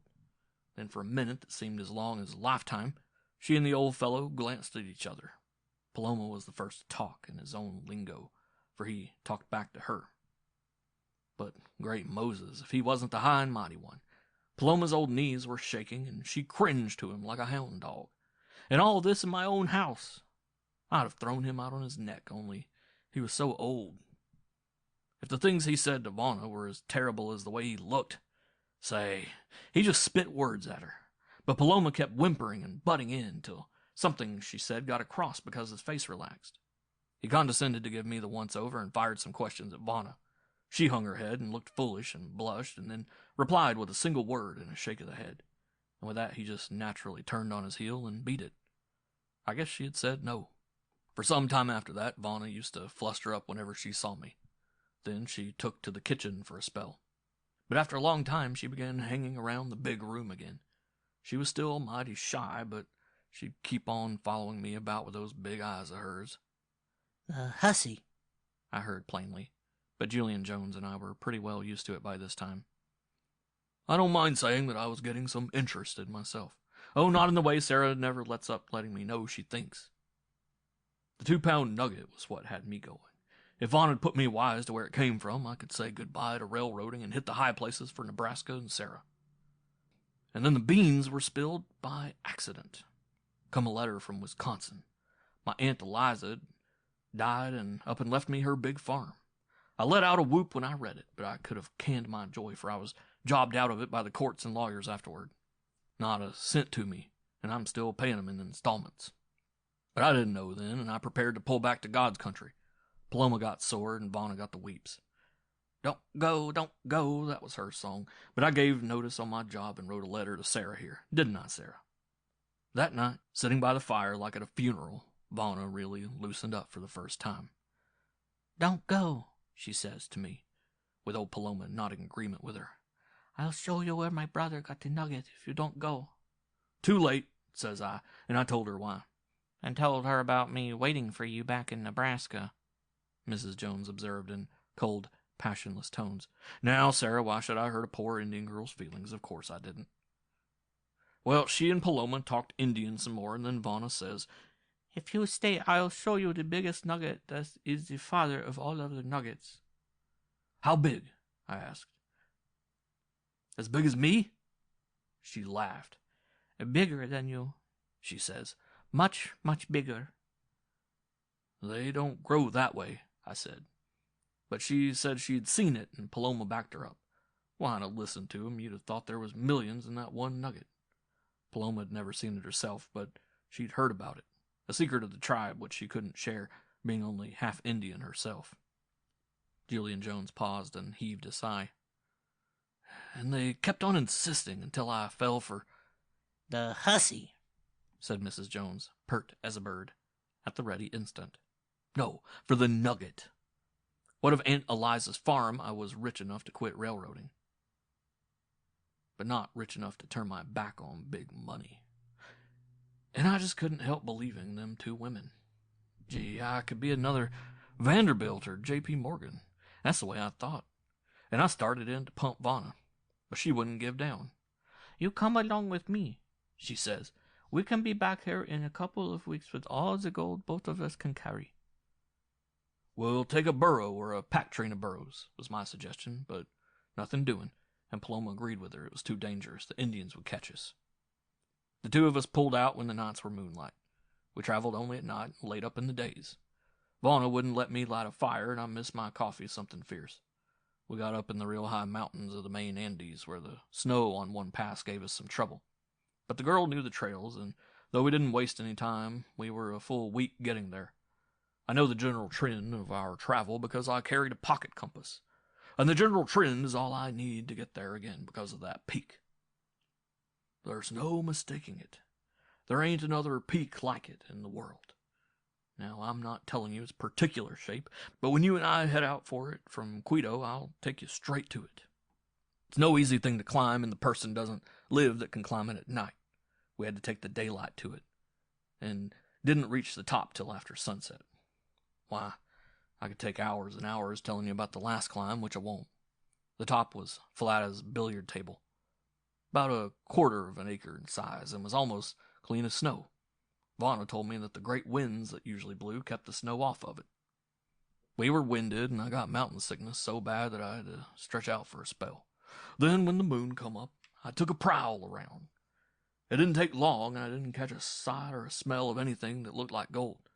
And when I asked Vanna, she only laughed and clapped her hands.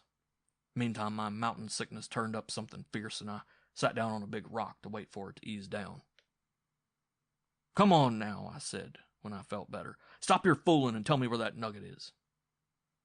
"It's nearer to you right now than I'll ever get," she answered, her big eyes going sudden wistful. "All you gringos are alike. Gold is the love of your heart, and women don't count much." I didn't say anything. That was no time to tell her about Sarah here. But Vanna seemed to shake off her depressed feelings and began to laugh and tease again. "How do you like it?" she asked. Like what? "The nugget you're sitting on." I jumped up as though it was a red-hot stove, and all it was a rock. I felt, nay, heart sink. Either she had gone clean loco, or this was her idea of a joke. Wrong on both counts. She gave me the hatchet and told me to take a hack at the boulder, which I did, again and again, for yellow spots sprang up from under every blow. By the great Moses, it was gold!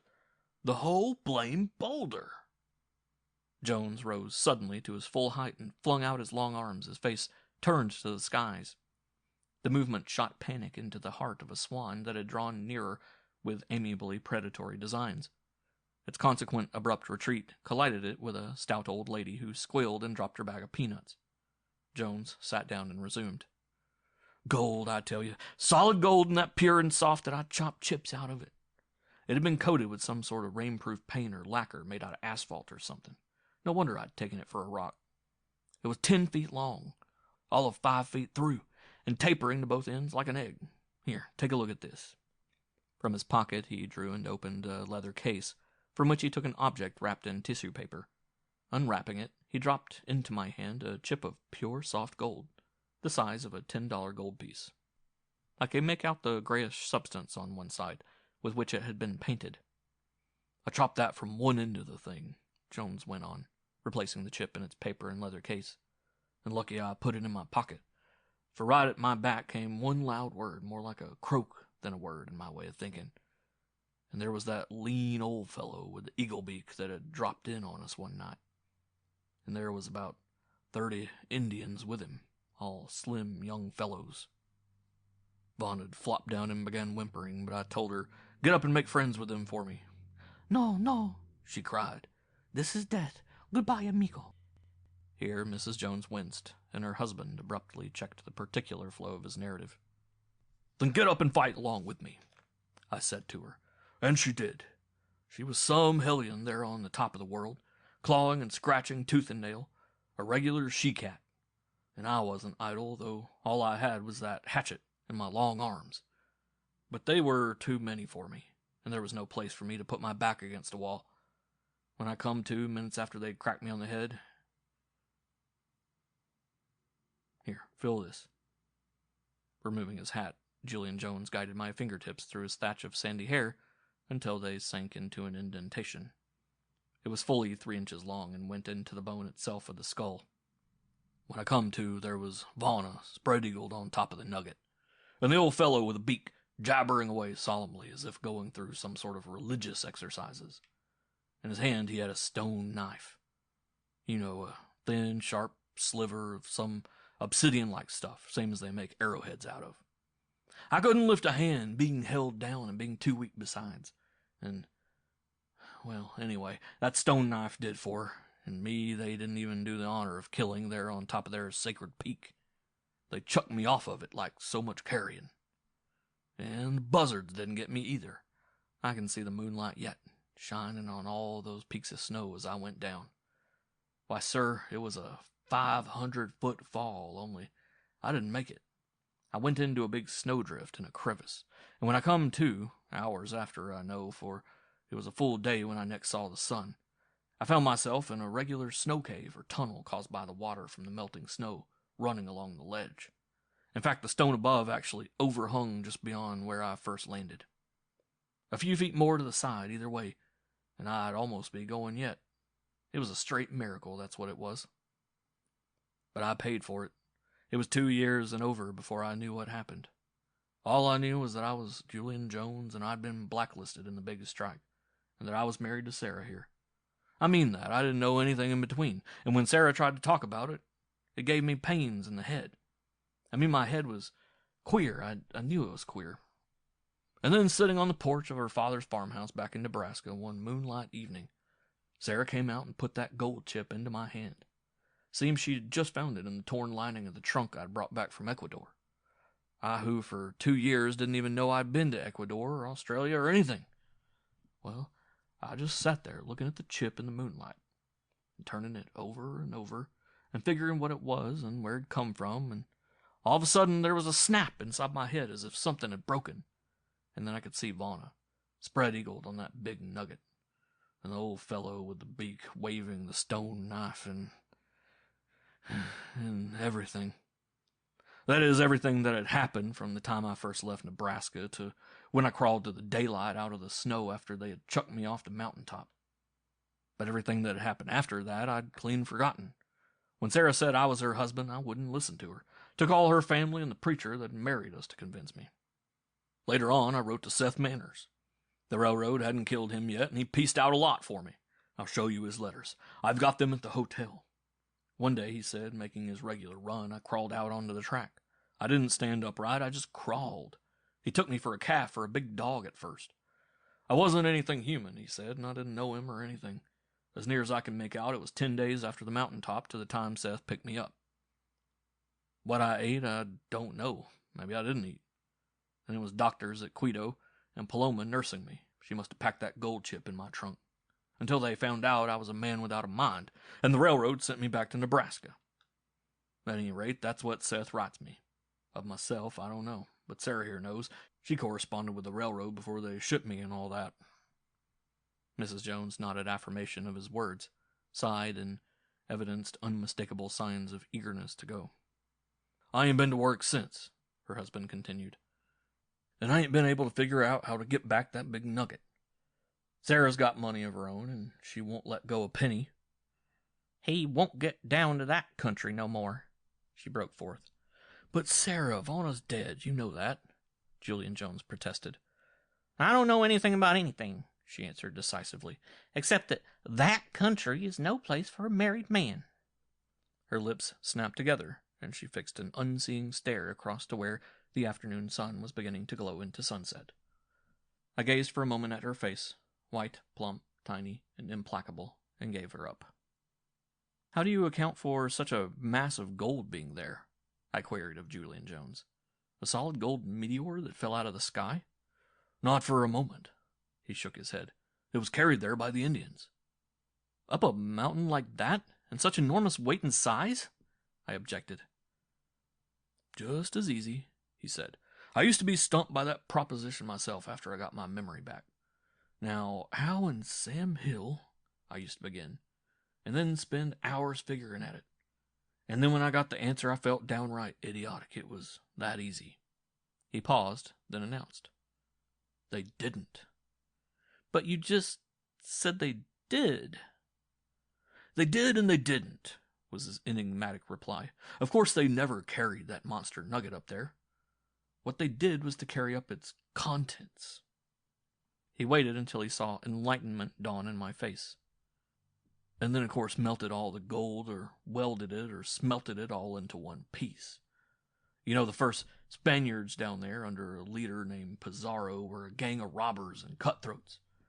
They went through the country like the hoof and mouth disease, and killed the Indians off like cattle. You see, the Indians had lots of gold. Well, what the Spaniards didn't get, the surviving Indians hid away in that one big chunk on top of the mountain, and it's been waiting there ever since for me. And for you, if you want to go in on it." And here, by the lagoon of the Palace of Fine Arts, ended my acquaintance with Julian Jones. On my agreeing to finance the adventure, he promised to call on me at my hotel next morning with the letters of Seth Manners and the railroad, and conclude arrangements. But he did not call. That evening I telephoned his hotel, and was informed by the clerk that Mr. Julian Jones and wife had departed in the early afternoon with their baggage. Can Mrs. Jones have rushed him back and hidden him away in Nebraska? I remember that as we said goodbye, there was that in her smile that recalled the vulpine complacency of Mona Lisa the Wise.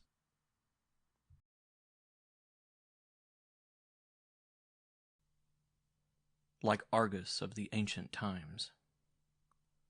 It was the summer of 1897, and there was trouble in the Tarwater family. Grandfather Tarwater, after remaining properly subdued and crushed for a quiet decade, had broken out again. This time it was the Klondike fever. His first and one unvarying symptom of such attacks was song. One chant only he raised, though he remembered no more than the first stanza, and but 3 lines of that. And the family knew his feet were itching, and his brain was tingling with the old madness, when he lifted his hoarse-cracked voice, now falsetto-cracked, and "Like Argus of the ancient times, we leave this modern Greece. Tum-tum, tum-tum, tum-tum, tum-tum, to shear the golden fleece." 10 years earlier he had lifted the chant, sung to the air of the doxology, when afflicted with the fever, to go gold mining in Patagonia. The multitudinous family had sat upon him, but had had a hard time doing it. When all else had failed to shake his resolution, they had applied lawyers to him, with the threat of getting out guardianship papers, and of confining him in the state asylum for the insane, which was reasonable for a man who had a quarter of a century before speculated all but 10 meager acres of a California principality, and who had displayed no better business acumen ever since. The application of lawyers to John Tarwater was like the application of a mustard plaster, for in his judgment they were the gentry, more than any other who had skinned him out of the broad Tarwater acres. So at the time of his Patagonian fever, the very thought of so drastic a remedy was sufficient to cure him. He quickly demonstrated he was not crazy by shaking the fever from him and agreeing not to go to Patagonia. Next, he demonstrated how crazy he really was by deeding over to his family, unsolicited, the 10 acres on Tarwater Flat, the house, barn, outbuildings, and water rights. Also, he did turn over the $800 in bank that was the long-saved salvage of his wrecked fortune. But for this, the family found no cause for committal to the asylum, since such committal would necessarily invalidate what he had done. "Grandfather is sure peeved," said Mary, his oldest daughter, herself a grandmother, when her father quit smoking. All he had retained for himself was a span of old horses, a mountain buckboard, and his one room in the crowded house. Further, having affirmed that he would be beholden to none of them, he got the contract to carry the United States mail twice a week from Kelterville up over Tarwater Mountain to Old Almadine, which was a sporadically worked quicksilver mine in the upland cattle country. With his old horses, it took all his time to make the 2 weekly round trips, and for 10 years, rain or shine, he had never missed a trip, nor had he failed once to pay his week's board into Mary's hand. This board he had insisted on, in the convalescence from his Patagonian fever, and he had paid it strictly, though he had given up tobacco in order to be able to do it. "Huh," he confided to the ruined water wheel of the old Tarwater mill, which he had built from the standing timber and which had ground wheat for the first settlers. "Huh, they'll never put me in a poor farm so long as I support myself, and without a penny to my name it ain't likely any lawyer fellows will come snooping around after me." And yet precisely because of these highly rational acts, it was held that John Tarwater was mildly crazy. The first time he had lifted the chant of like Argus of the ancient times had been in 1849, when 22 years of age. Violently attacked by the Californian fever, he had sold 240 Michigan acres, 40 of it cleared for the price of 4 yoke of oxen and a wagon, and had started across the plains. "And we turned off at Fort Hall, where the Oregon immigration went northward and swung south for California," was his way of concluding the narrative of that arduous journey. "And Bill Ping and me used to rope grizzlies out of the underbrush of Cache Slough in the Sacramento Valley." Years of freighting and mining had followed, and with a stake gleaned from the Merced placers, he satisfied the land hunger of his race in time by settling in Sonoma County. During the 10 years of carrying the mail across Tarwater Township, up Tarwater Valley, and over Tarwater Mountain, most of all which land had once been his, he had spent his time dreaming of winning back that land before he died. And now his huge gaunt form, more erect than it had been for years, with a glinting of blue fires in his small and close-set eyes, he was lifting his ancient chant again. "There he goes now, listen to him," said William Tarwater. "Nobody at home," laughed Harris Topping, day laborer, husband of Annie Tarwater and father of her 9 children. The kitchen door opened to admit the old man, returning from feeding his horses. The song had ceased from his lips, but Mary was irritable from a burnt hand and a grandchild whose stomach refused to digest properly diluted cow's milk. "Now, there ain't no use you carrying on that way, father," she tackled him. "This time's past for you to cut and run, and for a place like the Klondike, and singing won't buy you nothing." "Just the same," he answered quietly, "I bet I could go to that Klondike place and pick up enough gold to buy back the Tarwater lands." "Oh, fool!" Annie contributed. "You couldn't buy them back for less than 300,000 and then some," was William's effort at squelching him. "Then I could pick up 300,000 and then some if I was only there," the old man retorted placidly. "Thank God you can't walk there. You'd be starting, I know," Mary cried. "Ocean travel costs money." "I used to have money," her father said humbly. Well, you ain't got any now, so forget it," William advised. "Them times is past, like roping bear with Bill Ping. There ain't no more bear." "Just the same," but Mary cut him off. Seizing the day's paper from the kitchen table, she flourished it savagely under her aged progenitor's nose. "What do those Klondikers say? There it is in cold print. Only the young and robust can stand the Klondike. It's worse than the North Pole, and they've left their dead aplenty there themselves. Look at their pictures. You're 40 years older than the oldest of them." John Tarwater did look, but his eyes strayed to the other photographs on the highly sensational front page. "And look at the photies of them nuggets they brought down," he said. "I know gold. Didn't I go for 20,000 out of the Merced? And wouldn't it have been 100,000 if that cloudburst hadn't bust my wing dam? Now, if I was only in the Klondike." "Crazy as a loon," William sneered, an open aside to the rest.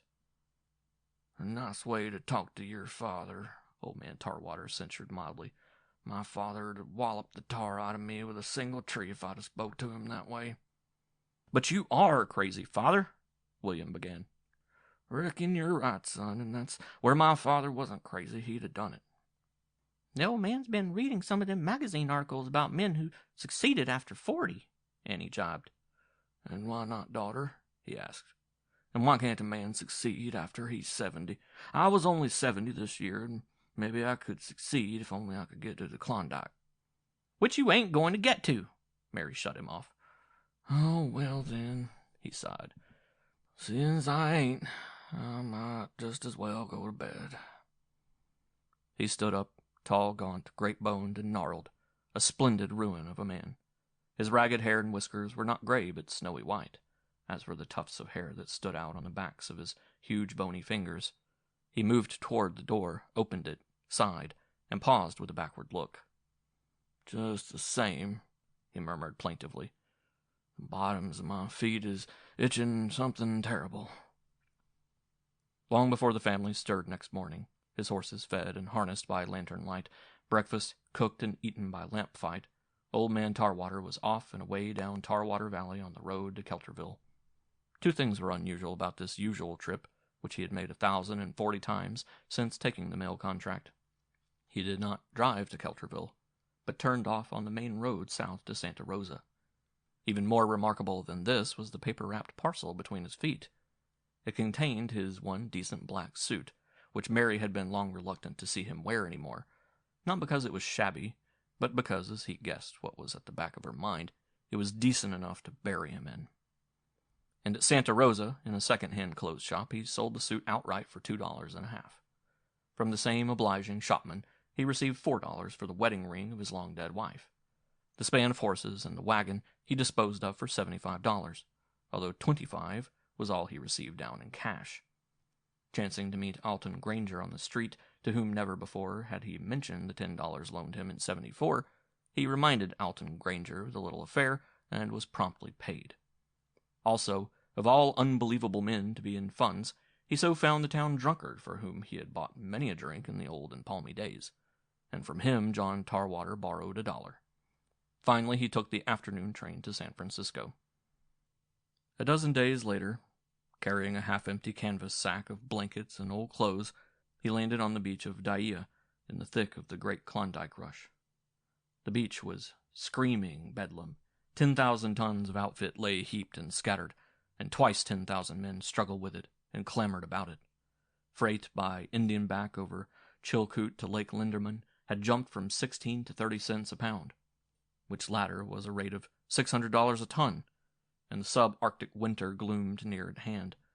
All knew it, and all knew that of the 20,000 of them, very few would get across the passes, leaving the rest to winter and wait for the late spring thaw. Such the beach old John Tarwater stepped upon, and straight across the beach and up the trail toward Chilkoot he headed, cackling his ancient chant, a very grandfather Argus himself, with no outfit worry in the world, for he did not possess any outfit. The night he slept on the flats 5 miles above Dyea, at the head of canoe navigation. Here the Dyea River became a rushing mountain torrent, plunging out of a dark canyon from the glaciers that fed it far above. And here, early next morning, he beheld a little man weighing no more than 100, staggering along a footlog under all of 100 pounds of flour strapped on his back. Also, he beheld the little man stumble off the log and fall face downward in a quiet eddy where the water was 2 feet deep and proceed quietly to drown. It was no desire of his to take death so easily, but the flour on his back weighed as much as he, and would not let him up. "Thank you, old man," he said to Tarwater, when the latter had dragged him up into the air and ashore. While he unlaced his shoes and ran the water out, they had further talk. Next he fished out a $10 gold piece and offered it to his rescuer. Old Tarwater shook his head and shivered, for the ice water had wet him to his knees. "But I reckon I wouldn't object to setting down to a friendly meal with you." "Ain't had breakfast?" the little man, who was past 40 and who had said his name was Anson, queried with a glance frankly curious. "Nary bite," John Tarwater answered. "Where's your outfit? Ahead?" "Nary outfit." "Expect to buy your grub on the inside?" "Nary a dollar to buy it with, friend, which ain't so important as a warm bite of breakfast right now." In Anson's camp, a quarter of a mile on, Tarwater found a slender, red-whiskered young man of 30, cursing over a fire of wet willow wood. Introduced as Charles, he transferred his scowl and wrath to Tarwater, who, genially oblivious, devoted himself to the fire, took advantage of the chill morning breeze to create a draught which the other had left stupidly blocked by stones, and soon developed less smoke and more flame. The third member of the party, Bill Wilson, or Big Bill as they called him, came in with a 140-pound pack, and what Tarwater esteemed to be a very rotten breakfast was dished out by Charles. The mush was half-cooked and mostly burnt, the bacon was charred carbon, and the coffee was unspeakable. Immediately the meal was wolfed down, the three partners took their empty pack straps and headed down trail to where the remainder of their outfit lay at the last camp a mile away. And old Tarwater became busy.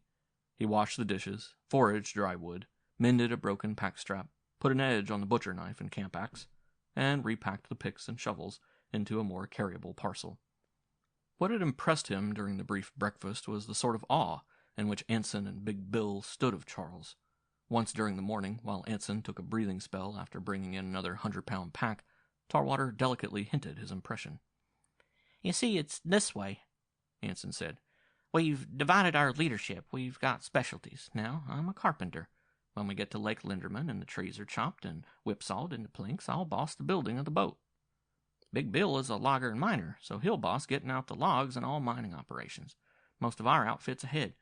We went broke paying the Indians to pack that much of it to the top of Chilkoot. Our last partner is up there with it, moving it along by himself down the other side. His name's Liverpool, and he's a sailor. So when the boat's built, he's the boss of the outfit to navigate the lakes and rapids to Klondike." "And Charles, this Mr. Creighton, what might his specialty be?" Tarwater asked. "He's the businessman. When it comes to business and organization, he's boss." Tarwater pondered. "Very lucky to get such a bunch of specialties into one outfit." "More than luck," Anson agreed. "It was all accident, too. Each of us started alone. We met on the steamer coming up from San Francisco and formed a party. Well, I got to be going. Charles is liable to get kicking because I ain't packing my share just the same. You can't expect a 100-pound man to pack as much as a 160-pounder.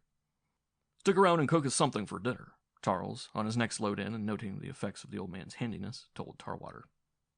And Tarwater cooked a dinner that was a dinner, washed the dishes, had real pork and beans for supper, and bread baked in a frying pan that was so delectable that the three partners nearly foundered themselves on it. Supper dishes washed, he cut shavings and kindling for a quick and certain breakfast fire, showed Anson a trick with footgear that was invaluable to any hiker, sang his like Argus of the ancient times, and told them of the great immigration across the plains in '49. "My goodness, the first cheerful and hearty-like camp since we hit the beach," Big Bill remarked as he knocked out his pipe and began pulling off his shoes for bed. "Kind of made things easy, boys, eh?" Tarwater queried genially. All nodded. "Well, then I got a proposition, boys. You can take it or leave it, but just listen kindly to it. You're in a hurry to get in before it frees up. Half the time's wasted over the cooking by one of you that he might be putting in packing outfit. If I do the cooking for you, you all get on that much faster. Also, the cooking will be better, and that'll make you pack better, and I can pack quite a bit myself in between times. Quite a bit, yes, sir. Quite a bit." Big Bill and Anson were just beginning to nod their heads in agreement when Charles stopped them. "What do you expect of us in return?" he demanded of the old man. "Oh, I'll leave it up to the boys." "That ain't business," Charles reprimanded sharply. "You made the proposition, now finish it." "Well, it's this way." "You expect us to feed you all winter, eh?" Charles interrupted. "No, sirree, I don't. All I reckon is a passage to Klondike in your boat would be mighty square of you." "You haven't an ounce of grub, old man. You'll starve to death when you get there." "I've been feeding some long time pretty successful," old Tarwater replied, a whimsical light in his eyes. "I'm 70 and ain't starved to death never yet." "Will you sign a paper to the effect that you shift for yourself as soon as you get to Dawson?" the business one demanded. "Oh, sure," was the response. Again Charles checked his two partners' expressions of satisfaction with the arrangement. "One other thing, old man. We're a party of 4, and we all have a vote on questions like this. Young Liverpool is ahead with the main outfit. He's got to say so, and he isn't here to say it." "What kind of a party might he be?" Tarwater inquired. "He's a roughneck sailor, and he's got a quick bad temper." "Some turbulent," Anson contributed. "And the way he can cuss is simply god-awful," Big Bill testified. "But he's square," Big Bill added. Anson nodded heartily to this appraisal. "Well, boys," Tarson summed up, "I set out for California, and I got there, and I'm going to get to Klondike. Ain't a thing can stop me. Ain't a thing. I'm going to get 300,000 out of the ground, too. Ain't a thing can stop me. Ain't a thing, 'cause I just naturally need the money. I don't mind a bad temper so long as the boy's square. I'll take my chance, and I'll work along with you till we catch up with him. Then if he says a no to the proposition, I reckon I'll lose. But somehow I just can't see him saying no, 'cause that'd mean too close up to freeze up and too late for me to find another chance like this.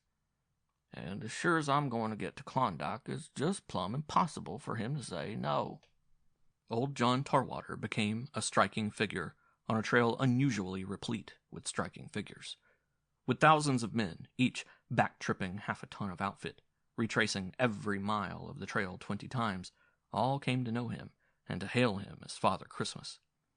And as he worked, ever he raised his chant with his age-falsetto voice. None of the 3 men he had joined could complain about his work. True, his joints were stiff. He admitted to a trifle of rheumatism. He moved slowly and seemed to creak and crackle when he moved, but he kept on moving.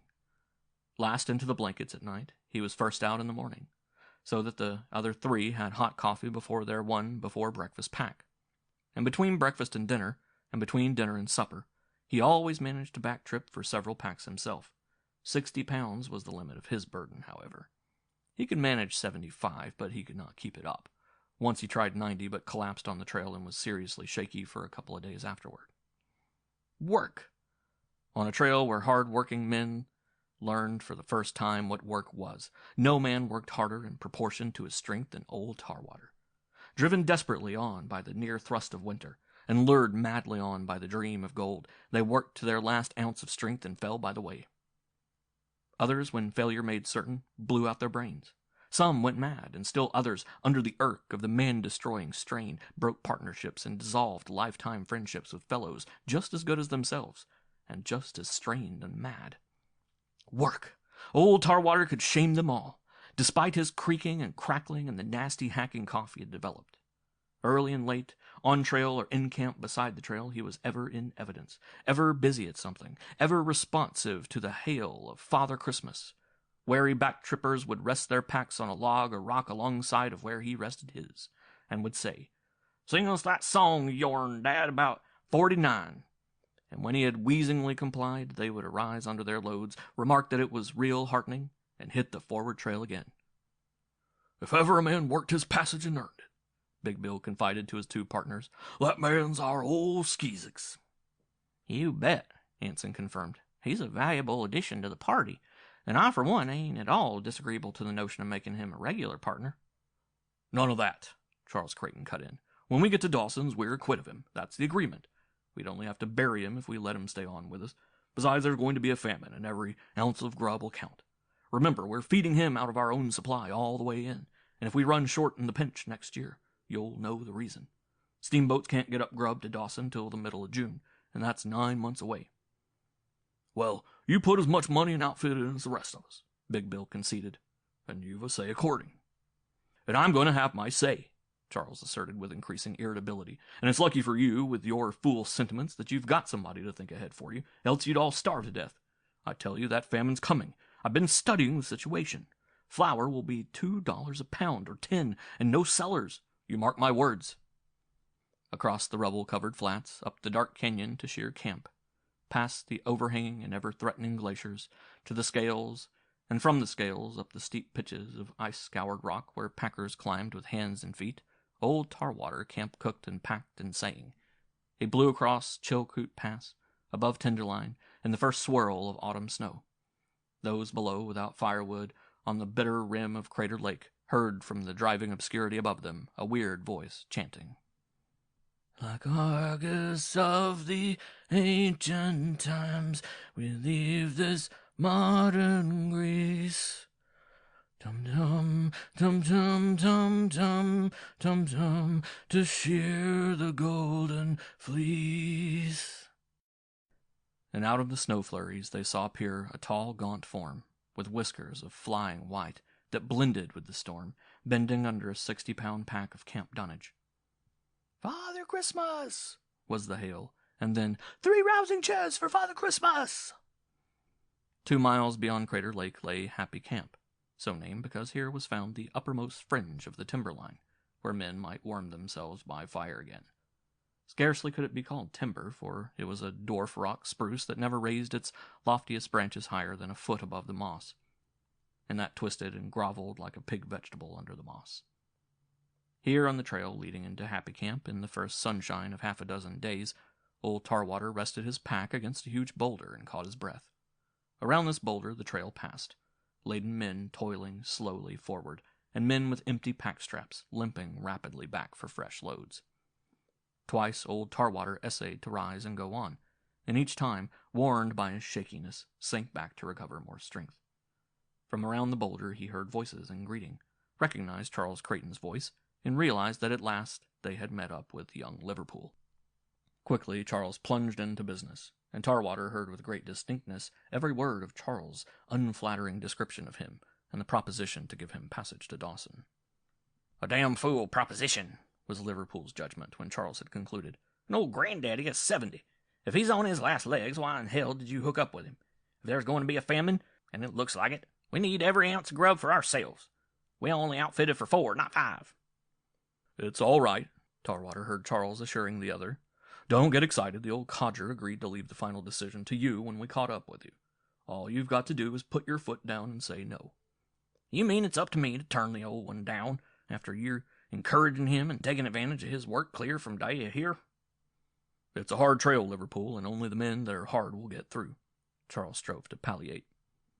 "And I'm off to do the dirty work," Liverpool complained, while Tarwater's heart sank. "That's just about the size of it," Charles said. "You've got the deciding."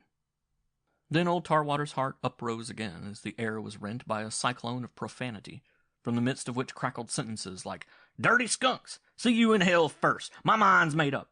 Hell's fire and corruption! The old codger goes down to the Yukon with a stack on that, my hearty! Hard? You don't know what hard is unless I show you. I'll bust the whole outfit to hell and gone if any of you try to sidetrack him.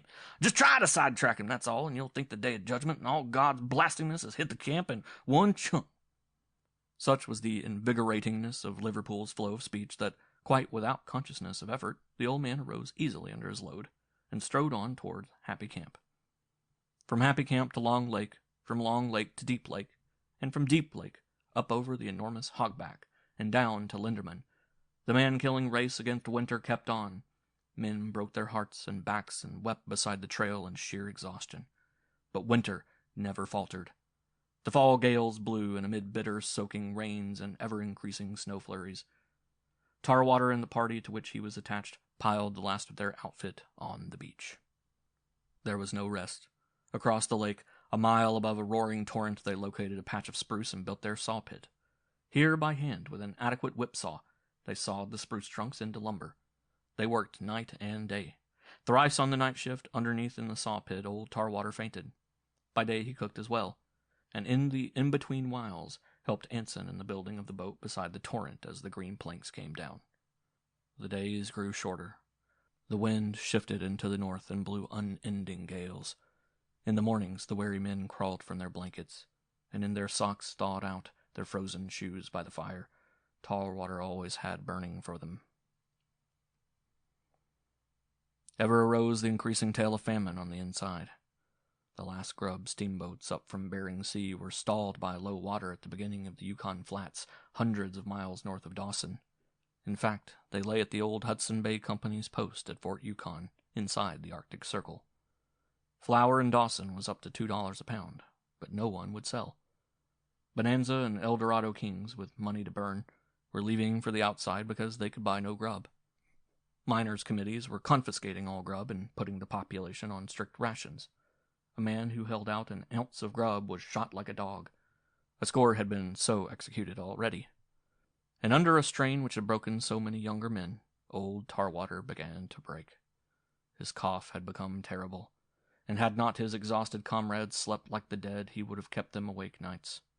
Also, he began to take chills, so that he dressed up to go to bed. When he had finished so dressing, not a rag of garment remained in his clothes bag. All he possessed was on his back, and swathed around his gaunt old form. "Gee," said Big Bill, "if he puts all he's got on now, well, it ain't lower than 20 above. What'll he do later on when he goes down to 50 and 60 below?" They lined the rough-made boat down the mountain torrent, nearly losing it a dozen times. and rowed across the south end of Lake Linderman in the thick of a fall blizzard. Next morning they planned to load and start, squarely into the teeth of the north, on their perilous traverse of 1,000 miles of lakes and rapids and box canyons. But before he went to bed that night, young Liverpool was out over the camp. He returned to find his whole party asleep. Rousing Tarwater, he talked with him in low tones. "Listen, Dad," he said, "you've got a passage in our boat, and if ever a man earned a passage, you have. But you know yourself you're pretty well along in years, and your health right now ain't exciting. If you go on with us, you'll croak sure in hell. Now wait till I finish, Dad. The price for passage has jumped at $500. I've been throwing my feet, and I've hustled a passenger. He's an official of the Alaska commercial and just has to get in. He's bid up to $600 to go with me in our boat. Now, the passage is yours. You sell it to him, poke the $600 into your jeans, and pull south for California while the going's good. You can be in Daya in 2 days, and in California in a week more.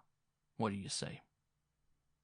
Tarwater coughed and shivered for a space, ere he could get freedom of breath for speech. "Son," he said, "I just want to tell you one thing. I drove my 4 yoke of oxen across the plains in '49 and lost nary a one. I drove them plumb to California, and I freighted with them afterward out of Sutter's Fort to American Bar. Now I'm going to Klondike. Ain't nothing can stop me. Ain't nothing at all. I'm going to ride that boat with you at the steering sweep, clean to Klondike, and I'm going to shake 300,000 out of the moss roots. That being so, it's contrary to reason and common sense for me to sell out my passage. But I thank you kindly, son. I thank you kindly." The young sailor shot out his hand impulsively and gripped the old man's. "By God, Dad," he cried, "you're sure going to go then. You're the real stuff." He looked with undisguised contempt across the sleepers to where Charles Creighton snored in his red beard. "They don't seem to make your kind any more, Dad." Into the north they fought their way, although old-timers, coming out, shook their heads and prophesied they would be frozen in on the lakes. That the freeze-up might come any day was patent, and delays of safety were no longer considered. For this reason, Liverpool decided to shoot the rapid stream connecting Linderman to Lake Bennett with the fully loaded boat. It was the custom to line the empty boats down and to portage the cargoes across. Even then, many empty boats had been wrecked. But the time was past for such precaution. "Climb out, Dad," Liverpool commanded as he prepared to swing from the bank and enter the rapids. Old Tarwater shook his white head. "I'm sticking to the outfit," he declared. "It's the only way to get through. You see, son, I'm going to Klondike. If I stick by the boat, then the boat just naturally goes to Klondike, too. If I get out, then most likely you'll lose the boat." "Well, there's no use in overloading," Charles announced, springing abruptly out on the bank as the boat cast off. "Next time you wait for my orders," Liverpool shouted ashore as the current gripped the boat. "And there won't be any more walking around rapids and losing time waiting to pick you up." What took them 10 minutes by river took Charles half an hour by land, and while they waited for him at the head of Lake Bennett, they passed the time of day with several dilapidated old-timers on their way out. The famine news was graver than ever. The Northwest Mounted Police, stationed at the foot of Lake Marsh, where the gold rushers entered Canadian territory, were refusing to let a man pass who did not carry with him 700 pounds of grub. In Dawson City, 1,000 men with dog teams were waiting the freeze-up to come out over the ice. The trading companies could not fill their grub contracts, and partners were cutting the cards to see which should go and which should stay and work the claims. "That settles it," Charles announced, when he learned of the action of the mounted police on the boundary. "Old man, you might as well start back now." "Climb aboard," Liverpool commanded. "We're going to Klondike, and old Dad is going along." A shift of gale to the south gave them a fair wind down Lake Bennett, before which they ran under a huge sail made by Liverpool. The heavy weight of outfit gave such ballast that he cracked on as a daring sailor should when moments counted. A shift of 4 points into the southwest, coming just at the right time as they entered upon Caribou Crossing, drove them down that connecting link to Lakes Tagish and Marsh.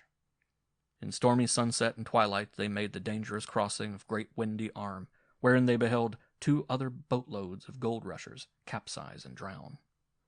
Charles was for beaching for the night, but Liverpool held on, steering down Tagish by the sound of the surf on the shoals and by the occasional shore fires that advertise wrecked or timid Argonauts. At 4 in the morning, he aroused Charles. Old Tarwater, shiveringly awake, heard Liverpool order Creighton aft beside him at the steering sweep, and also heard the one-sided conversation.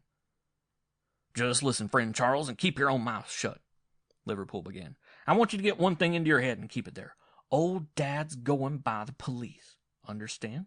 He's going by. When they examine our outfit, our old Dad's got a 5th share in it. Savvy?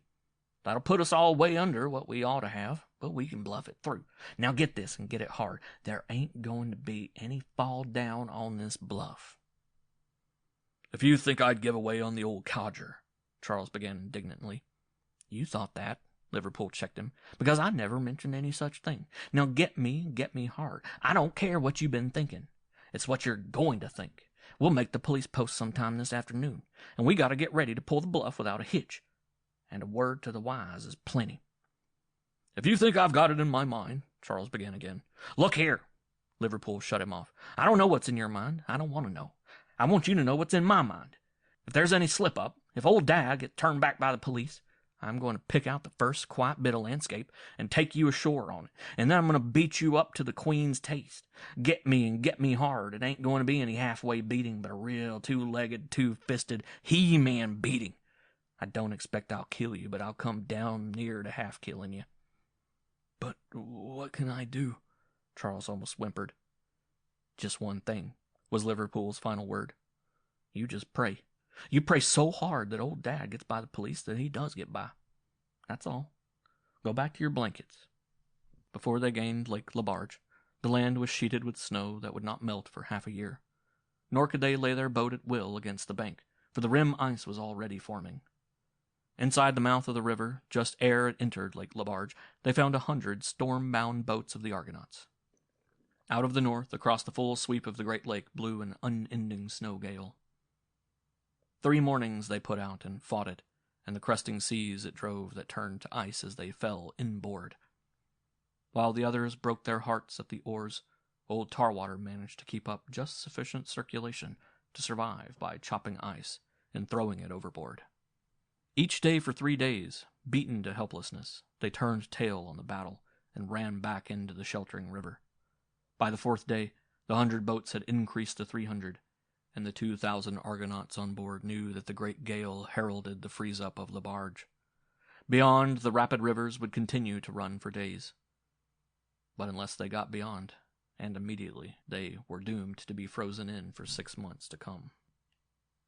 "This day we go through," Liverpool announced. "We turn back for nothing, and those of us that dies at the oars will live again and go on pulling."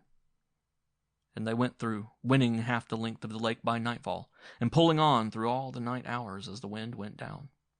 Falling asleep at the oars and being wrapped awake by Liverpool, toiling on through an age-long nightmare, while the stars came out and the surface of the lake turned to the unruffledness of a sheet of paper, and froze skin ice that tinkled like broken glass as their oar blades shattered it. As the day broke clear and cold, they entered the river, with behind them a sea of ice. Liverpool examined his aged passenger, and found him helpless and almost gone. When he rounded the boat to against the rim ice to build a fire and warm up Tarwater inside and out, Charles protested against such loss of time.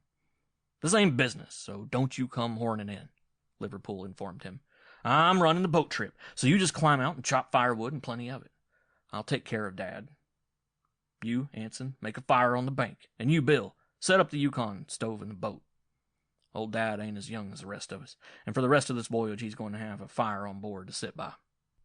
All of which came to pass, and the boat, in the grip of the current, like a river steamer with smoke rising from the 2 joints of stovepipe, grounded on shoals, hung up on split currents, and charged rapids and canyons as it drove deeper into the Northland winter.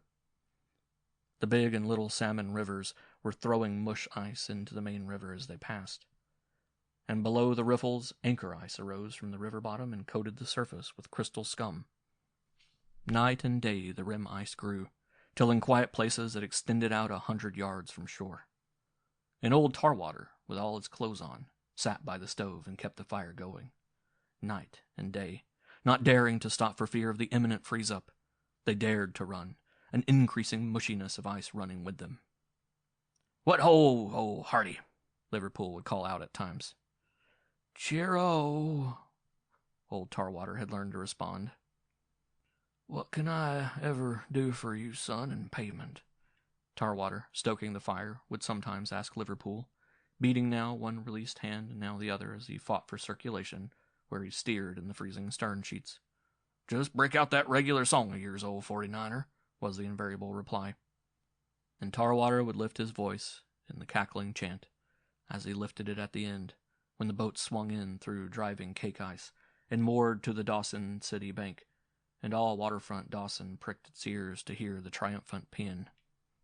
"Like Argus of the ancient times, we leave this modern Greece. Tum-tum, tum-tum, tum-tum, tum-tum, to share the golden fleece." Charles did it, but he did it so discreetly that none of his party, least of all the sailor, ever learned of it. He saw 2 great open barges being filled up with men, and on inquiry learned that these were grubless ones being rounded up and sent down the Yukon by the Committee of Safety. The barges were to be towed by the last little steamboat in Dawson, and the hope was that Fort Yukon, where lay the stranded steamboats, would be gained before the river froze. At any rate, no matter what happened to them, Dawson would be relieved of their grub-consuming presence.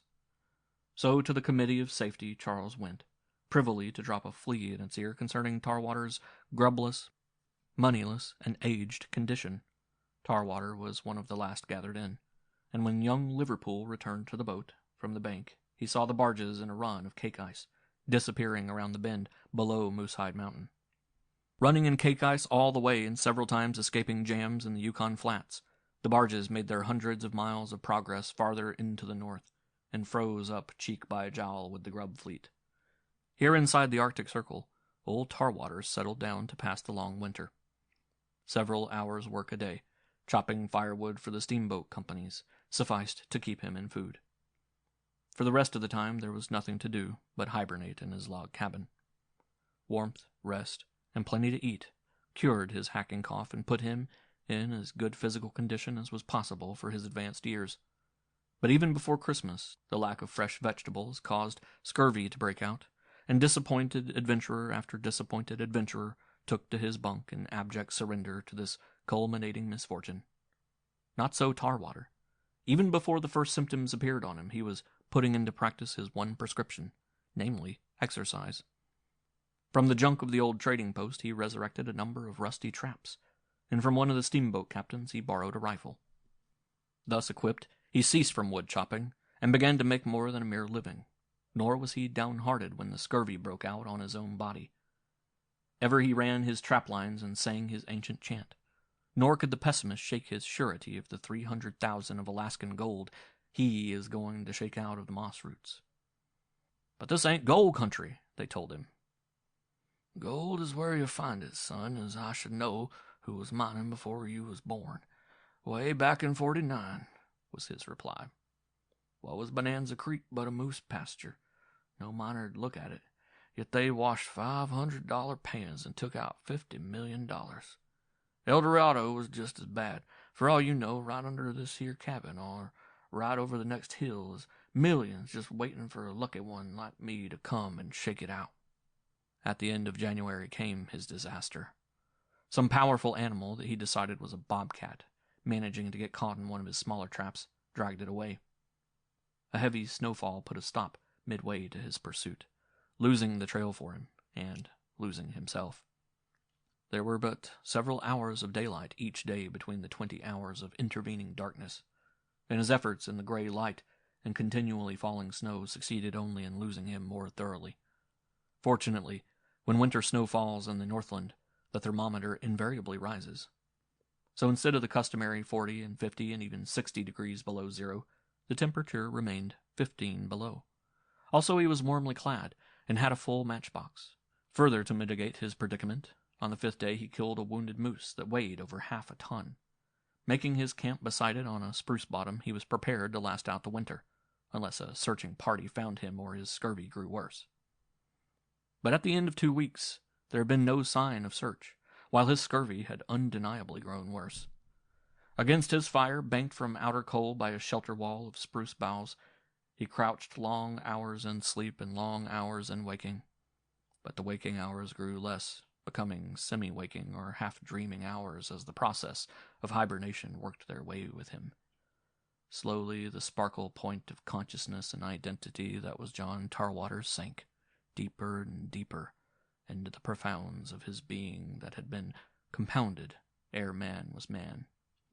And while he was becoming man, when he, first of all animals, regarded himself with an introspective eye, and laid the beginnings of morality and foundations of nightmare, peopled by the monsters of his own ethic-thwarted desires. Like a man in fever, waking to intervals of consciousness, so old Tarwater awoke, cooked his moose meat, and fed the fire. But more and more time he spent in his torpor, unaware of what was daydream and what was sleep-dream in the content of his unconsciousness. And here in the unforgettable crypts of man's unwritten history, unthinkable and unrealizable, like passages of nightmare or impossible adventures of lunacy, he encountered the monsters created of man's first morality that ever since have vexed him into the spinning of fantasies to elude them or do battle with them. In short, weighted by his 70 years in the vast and silent loneliness of the North, old Tarwater, as in the delirium of drug or anesthetic, recovered within himself the infantile mind of the child-man of the early world. It was in the dusk of death's fluttery wings that Tarwater thus crouched, and like his remote forebear, the child-man went to myth-making and sun-heroizing, himself a hero-maker and the hero in quest of the immemorial treasure difficult of attainment. Either he must attain the treasure, for so ran the inexorable logic of the shadowland of the unconscious, or else sink into the all-devouring sea, the blackness eater of the light that swallowed to extinction the sun each night. The sun that arose ever in rebirth next morning in the east, and that had become to man man's first symbol of immortality through rebirth. All this in the deeps of his unconsciousness, the shadowy western land of descending light, was the near dusk of death down into which he slowly ebbed. But how to escape this monster of the dark that from within him slowly swallowed him? Too deep sunk was he to dream of escape, or feel the prod of desire to escape. For him reality had ceased, nor from within the darkened chamber of himself could reality recrudesce. His years were too heavy upon him. The debility of disease and the lethargy and torpor of the silence and the cold were too profound. Only from without could reality impact upon him and reawake within him an awareness of reality. Otherwise he would ooze down through the shadow realm of the unconscious into the all-darkness of extinction. But it came, the smash of reality from without, crashing upon his eardrums in a loud, explosive snort. For 20 days in a temperature that had never risen above 50 below, no breath of wind had blown movement, no slightest sound had broken the silence. Like the smoker on the opium couch refocusing his eyes from the spacious walls of dream to the narrow confines of the mean little room, so old Tarwater stared vague-eyed before him across his dying fire at a huge moose that stared at him in startlement, dragging a wounded leg, manifesting all signs of extreme exhaustion. It, too, had been straying blindly in the shadowland, and had wakened to reality only just ere it stepped into Tarwater's fire. He feebly slipped the large fur mitten lined with thickness of wool from his right hand. Upon trial he found the trigger finger too numb for movement. Carefully, slowly, through long minutes he worked the bare hand inside his blankets, up under his fur parka, through the chest openings of his shirts, and into the slightly warm hollow of his left armpit. Long minutes passed ere the finger could move, when, with equal slowness of caution, he gathered his rifle to his shoulder and drew bead upon the great animal across the fire. At the shot of the two shadow wanderers, the one reeled downward to the dark, and the other reeled upward to the light, swaying drunkenly on his scurvy-ravaged legs, shivering with nervousness and cold, rubbing swimming eyes with shaking fingers, and staring at the real world all about him that had returned to him with such sickening suddenness. He shook himself together and realized that for long, how long he did not know, he had bedded in the arms of death. He spat, with definite intention, heard the spittle crackle in the frost, and judged it must be below and far below 60 below. In truth, that day at Fort Yukon, the spirit thermometer registered 75 degrees below zero, which, since freezing point is 32 above, was equivalent to 107 degrees of frost. Slowly, Tarwater's brain reasoned to action. Here in the vast alone dwelt death. Here had come 2 wounded moose. With the clearing of the sky after the great cold came on, he had located his bearings, and he knew that both wounded moose had trailed to him from the east. Therefore, in the east were men. Whites or Indians he could not tell, but at any rate men who might stand by him in his need and help moor him to reality above the sea of dark. He moved slowly, but he moved in reality, girding himself with rifle, ammunition, matches, and a pack of 20 pounds of moose meat. Then, an Argus rejuvenated, albeit lame of both legs and tottery, he turned his back on the perilous west and limped into the sun-arising, rebirthing east. Days later, how many days later he was never to know, dreaming dreams and seeing visions, cackling his old gold chant of 49, like one drowning and swimming feebly to keep his consciousness above the engulfing dark. He came out upon the snow slope to a canyon, and saw below smoke rising, and men who ceased from work to gaze at him. He tottered down the hill to them, still singing, and when he ceased from lack of breath, they called him variously Santa Claus, Old Christmas, Whiskers, the Last of the Mohicans, and Father Christmas. And when he stood among them, he stood very still, without speech, while great tears welled out of his eyes. He cried silently, a long time, till, as if suddenly bethinking himself, he sat down in the snow with much creaking and crackling of his joints, and from this low vantage point toppled sidewise and fainted calmly and easily away. In less than a week old Tarwater was up and limping about the housework of the cabin, cooking and dishwashing for the 5 men of the creek. Genuine sourdoughs, pioneers they were, tough and hard-bitten, who had been buried so deeply inside the circle that they did not know there was a Klondike strike. The news he brought them was their first word of it. They lived on an almost straight meat diet of moose, caribou, and smoked salmon, eked out with wild berries and somewhat succulent wild roots they had stocked up with in the summer. They had forgotten the taste of coffee, made fire with a burning glass, carried live sticks with them wherever they traveled, and in their pipes smoked dry leaves that bit the tongue and were pungent to the nostrils. 3 years before, they had prospected from the head reaches of the Koyukuk, northward and clear across to the mouth of the Mackenzie on the Arctic Ocean. Here on the whale ships they had beheld their last white men, and equipped themselves with the last white man's grub, consisting principally of salt and smoking tobacco. Striking south and west on the long traverse to the junction of the Yukon and Porcupine at Fort Yukon, they had found gold on this creek and remained over to work the ground. They hailed the advent of Tarwater with joy, never tired of listening to his tales of 49, and rechristened him Old Hero.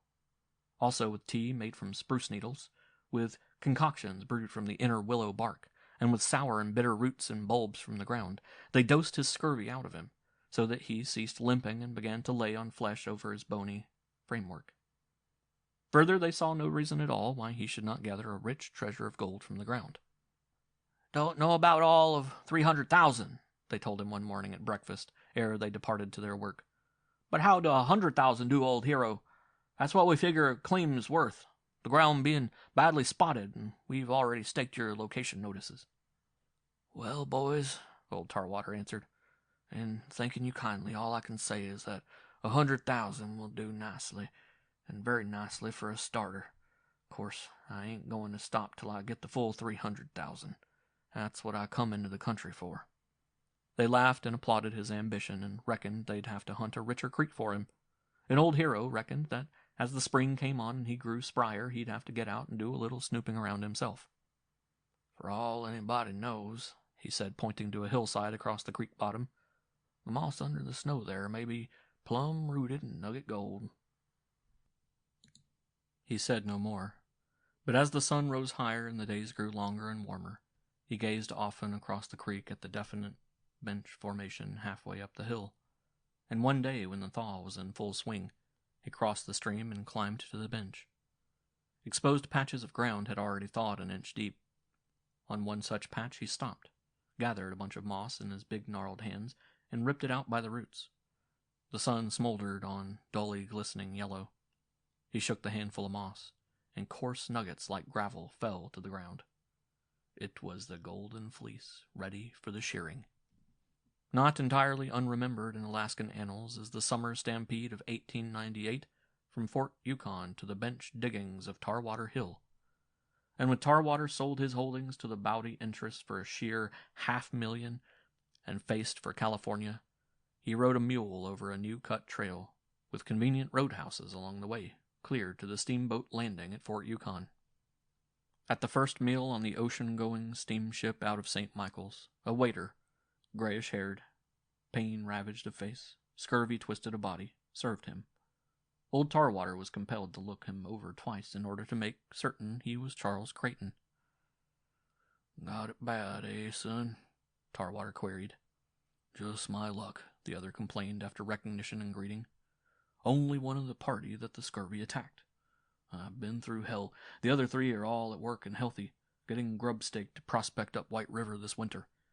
Anson's earning 25 a day at carpentering, Liverpool getting 20 logging for the sawmill, and Big Bill's getting 40 a day as chief sawyer. I tried my best, and if it hadn't been for scurvy—" "Sure, son, you done your best, which ain't much. You being naturally irritable and hard from too much business. Now, I'll tell you what, you ain't fit to work crippled up this way. I'll pay your passage with the captain in kind remembrance of the voyage you gave me, and you can lay up and take it easy the rest of the trip. And what are your circumstances when you land at San Francisco?" Charles Creighton shrugged his shoulders. "Tell you what," Tarwater continued, "there's work on the ranch for you till you can start business again." "I could manage your business for you," Charles began eagerly. "No, sirree," Tarwater declared emphatically. "But there's always post holes to dig, and cordwood to chop, and the climate's fine." Tarwater arrived home, a true prodigal grandfather for whom the fatted calf was killed and ready. But first, ere he sat down at table, he must stroll out and around. And sons and daughters of his flesh and of the law needs must go with him fulsome eating out of the gnarled old hand that had $500,000 to disburse. He led the way, and no opinion he slyly uttered was preposterous or impossible enough to draw dissent from his following.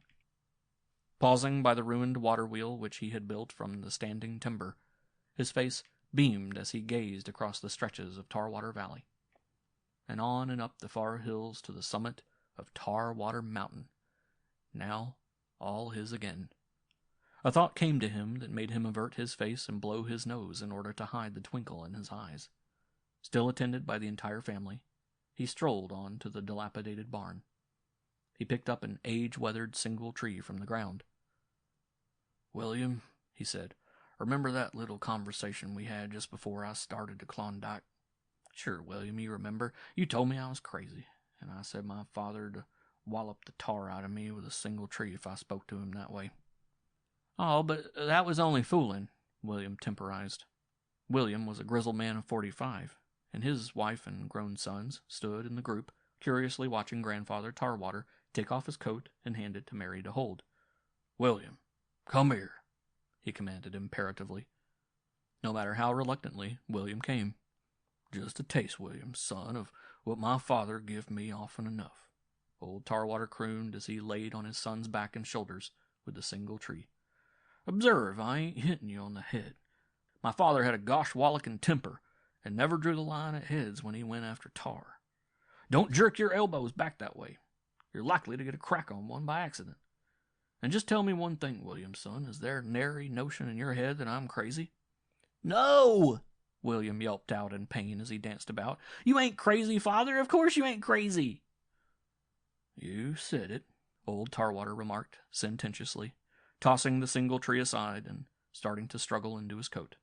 "Now, let's all go in and eat." The Princess.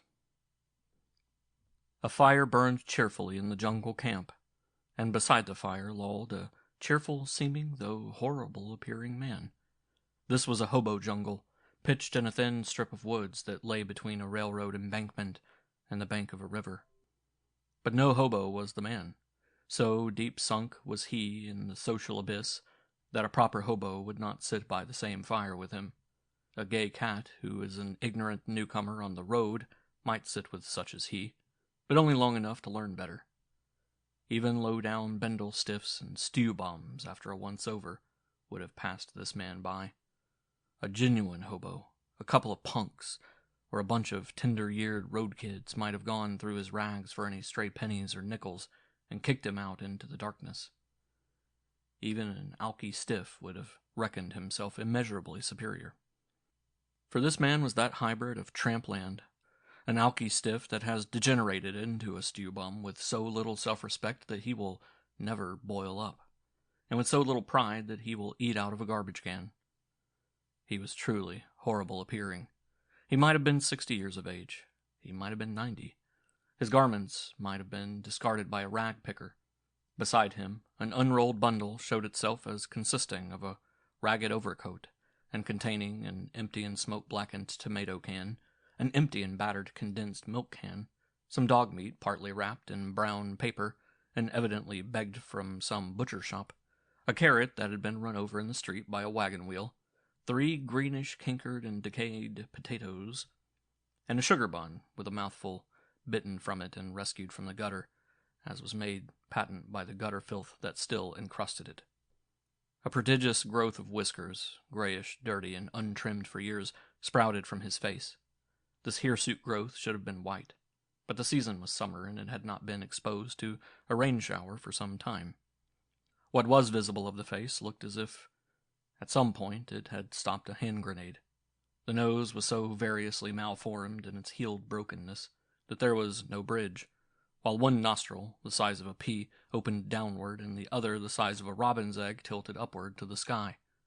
One eye of normal size, dim brown and misty, bulged to the verge of popping out, and as if from senility wept copiously and continuously. The other eye, scarcely larger than a squirrel's and as uncannily bright, twisted up obliquely into the hairy scar of a bone-crushed eyebrow. And he had but one arm. Yet he was cheerful.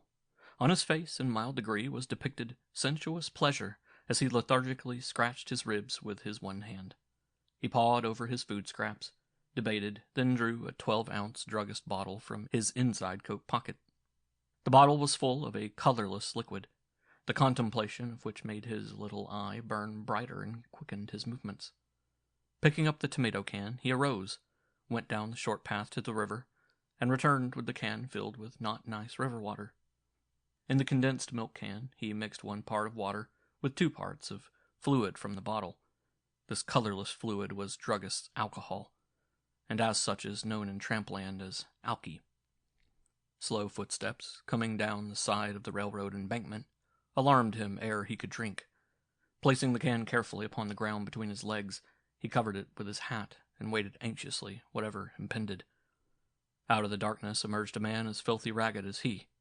The newcomer, who might have been 50 and might have been 60, was grotesquely fat. He bulged everywhere. He was composed of bulges. His bulbous nose was the size and shape of a turnip. His eyelids bulged, and his blue eyes bulged in competition with them. In many places the seams of his garments had parted across the bulges of body. His calves grew into his feet, for the broken elastic sides of his congress gaiters were swelled full with the fat of him. One arm only he sported, from the shoulder of which was suspended a small and tattered bundle, with the mud caked dry on the outer covering from the last place he had pitched his doss. He advanced with tentative caution, made sure of the harmlessness of the man beside the fire, and joined him. "Hello, Grandpa," the newcomer greeted, then paused to stare at the other's flaring, sky-open nostril.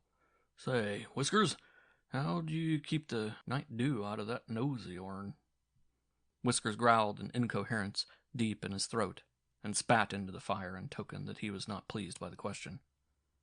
"For the love of Mike," the fat man chuckled, "if you got caught out in a rainstorm without an umbrella, you'd sure drown, wouldn't you?" "Can it, Fatty, can it?" Whiskers muttered warily. "There ain't nothing new in that line of chatter. Even the bulls hand it out to me." "But you can still drink, I hope," Fatty at the same time mollified and invited, with his one hand deftly pulling the slip knots that fastened his bundle. From within the bundle he brought to light a 12-ounce bottle of alky. Footsteps coming down the embankment alarmed him, and he hid the bottle under his hat on the ground between his legs. But the next comer proved to be not merely one of their own ilk, but likewise to have only one arm. So forbidding of aspect was he that greetings consisted of no more than grunts. Huge-boned, tall, gaunt to cadaverousness, his face a dirty death's head, he was as repellent a nightmare of old age as ever Doré imagined. His toothless, thin-lipped mouth was a cruel and bitter slash under a great curved nose that almost met the chin, and that was like a buzzard's beak. His one hand, lean and crooked, was a talon. The beady gray eyes, unblinking and unwavering, were bitter as death, as bleak as absolute zero, and as merciless. His presence was a chill, and Whiskers and Fatty instinctively drew together for protection against the unguessed threat of him. Watching his chance privily, Whiskers snuggled a chunk of rock several pounds in weight close to his hand if need for action should arise. Fatty duplicated the performance. Then both sat licking their lips, guiltily embarrassed, while the unblinking eyes of the terrible one bored into them, now into one, now into the other, and then down at the rock chunks of their preparedness. "Heh!" sneered the terrible one, with such dreadfulness of menace as to cause Whiskers and Fatty involuntarily to close their hands down on their caveman's weapons. "Huh!" the other repeated, reaching his one talon into his side pocket with swift definiteness. "A hell of a chance you two cheap bums would have with me." The talon emerged, clutching ready for action a 6-pound iron quoit. "We ain't looking for trouble, Slim," Fatty quavered. "Who in hell are you to call me Slim?" came the snarling answer. "Me, I'm just Fatty, and seeing as I never seen you before." "And I suppose that's Whiskers there with the gay and festive lamp tan going into his eyebrow and the God-forgivest nose joyriding all over his mug." It'll do," Whiskers muttered uncomfortably. "One Monica's as good as another. I find it my time in life. And everybody hands it out to me anyway, and I need an umbrella when it rains to keep from getting drowned and all the rest of it." "I ain't used to company. Don't like it," Slim growled. "So if you guys want to stick around, mind your step, that's all. Mind your step."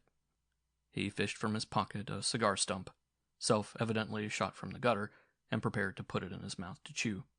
Then he changed his mind, glared at his companion savagely, and unrolled his bundle. Appeared in his hand a druggist's bottle of alky. "Well," he snarled, "I suppose I gotta give you cheapskates a drink when I ain't got more than enough for a good petrification for myself."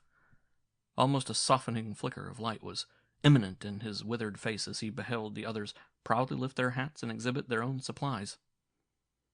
"Here's some water for the mixins," Whiskers said, proffering his tomato can of river slush. "Stockyards just above," he added apologetically, "but they say—" "Huh!" Slim snapped short, mixing the drink. "I've drunk worse than stockyards in my time." Yet when all was ready, cans of alky in their solitary hands, the three things that had once been men hesitated, as if of old habit, and next betrayed shame, as if at self-exposure. Whiskers was the first to brazen it. "I've sat in at many a finer drinking," he bragged. "With the pewter," Slim sneered. "With the silver," Whiskers corrected. Slim turned a scorching eye interrogation on Fatty. Fatty nodded.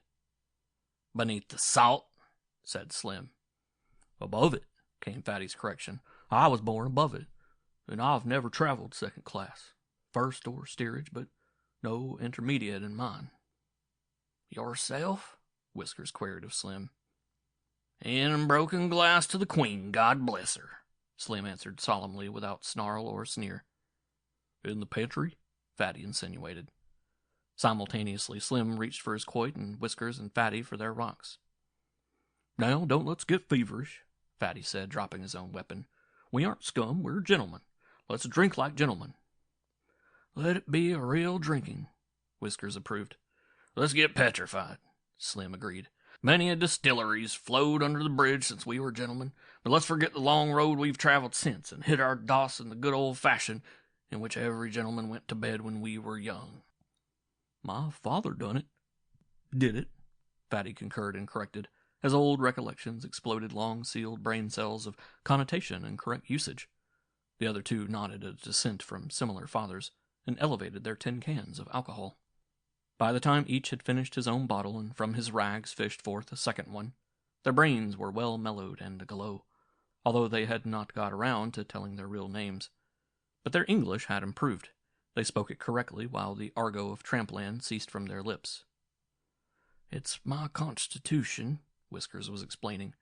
"Very few men could go through what I have and live to tell the tale, and I never took any care of myself. If what the moralists and the physiologists say were true, I'd have been dead long ago. And it's the same with you two.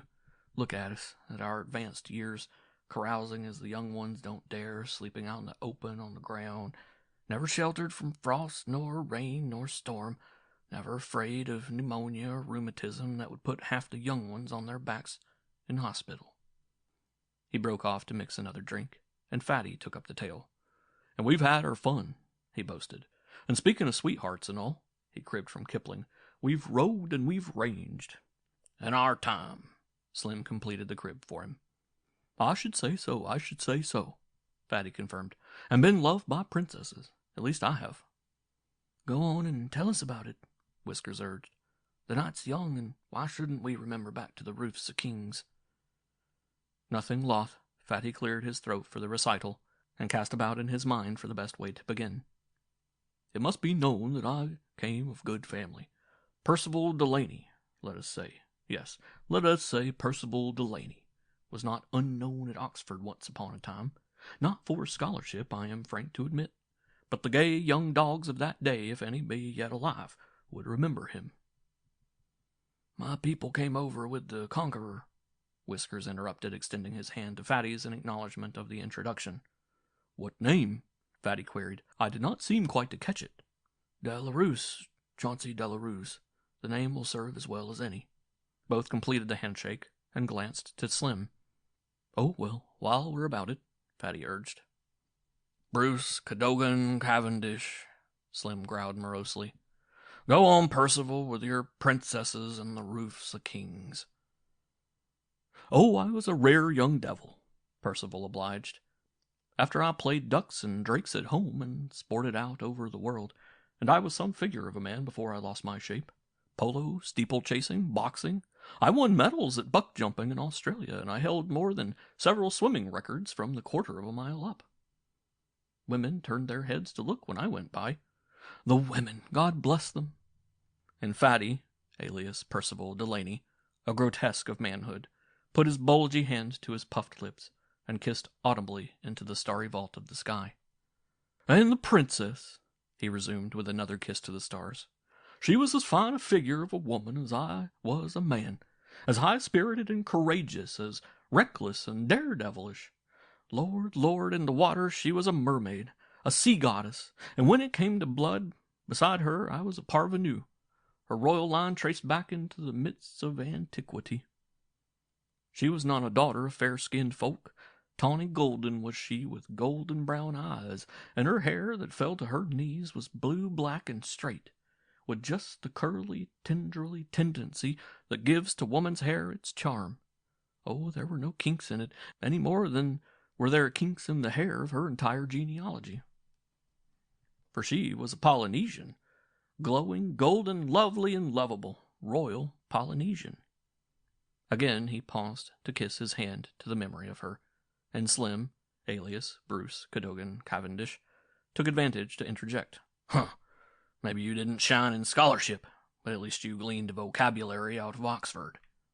"And in the South Seas garnered a better vocabulary from the lexicon of love." Percival was quick on the uptake.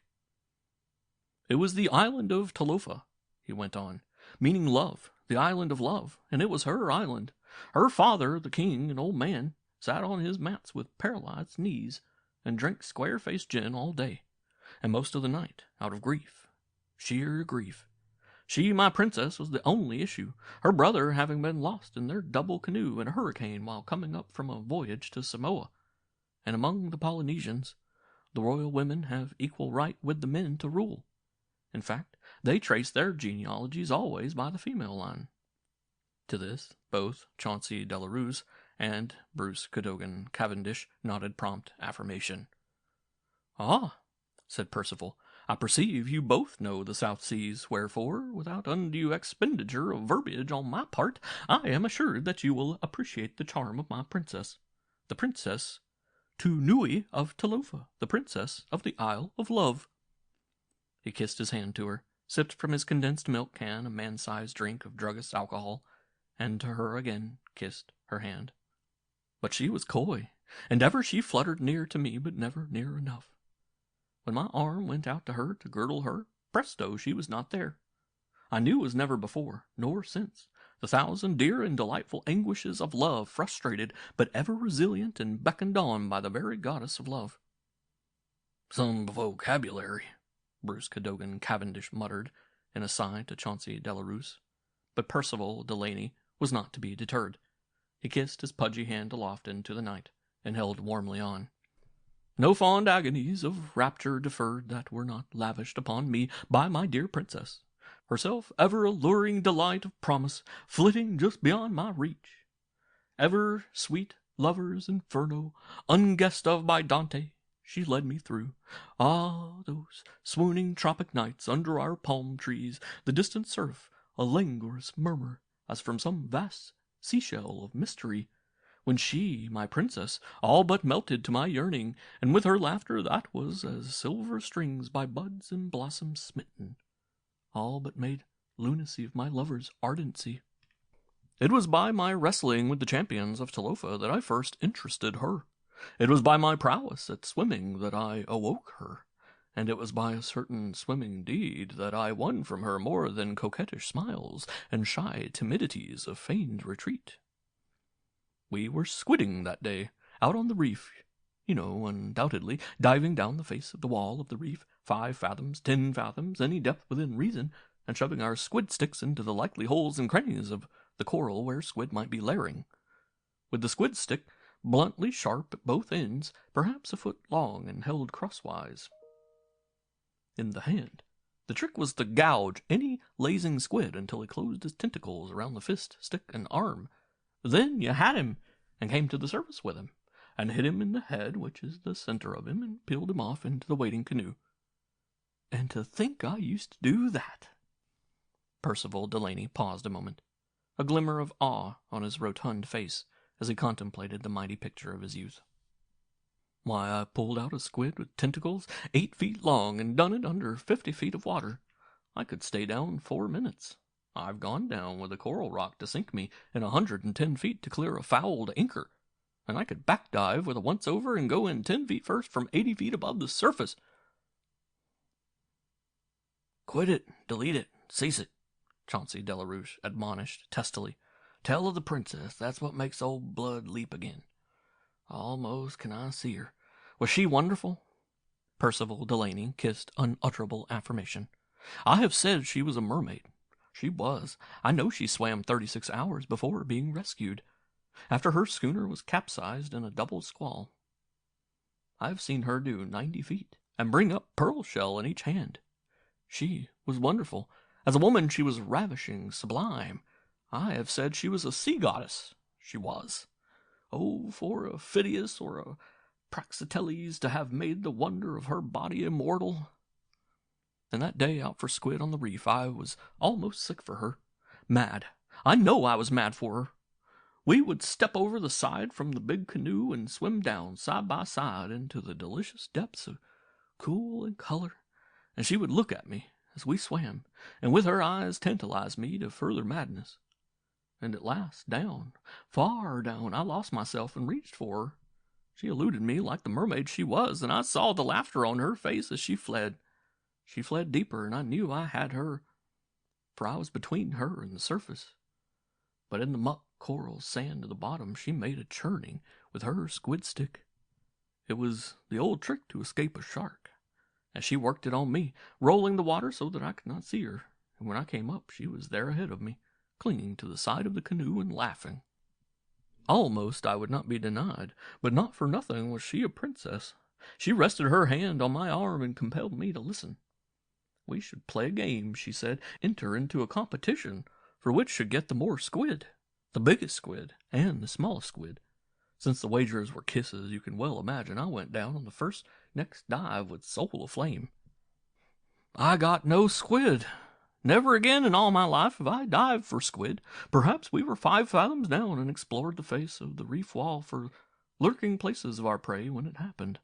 I had found a likely lair and just proved it empty when I felt or sensed the nearness of something inimical. I turned. There it was, alongside of me, and no mere fish shark. Fully a dozen feet in length, with the unmistakable phosphorescent cat's eye gleaming like a drowned star. I knew it for what it was, a tiger shark. Not 10 feet to the right, probing a coral fissure with her squid stick, was the princess, and the tiger shark was heading directly for her. My totality of thought was precipitated to consciousness in a single all-embracing flash. The man-eater must be deflected from her, and what was I except a mad lover who would gladly fight and die, or more gladly fight and live for his beloved? Remember, she was the woman wonderful, and I was aflame for her. Knowing fully the peril of my act, I thrust the blunt, sharp end of my squid stick into the side of the shark, much as one would attract a passing acquaintance with a thumb nudge in the ribs. And the man-eater turned on me. You know the South Seas, and you know that the tiger shark, like the bald-faced grizzly of Alaska, never gives trail. The combat, fathoms deep under the sea, was on, if by combat may be named such a one-sided struggle. The princess, unaware, caught her squid and rose to the surface.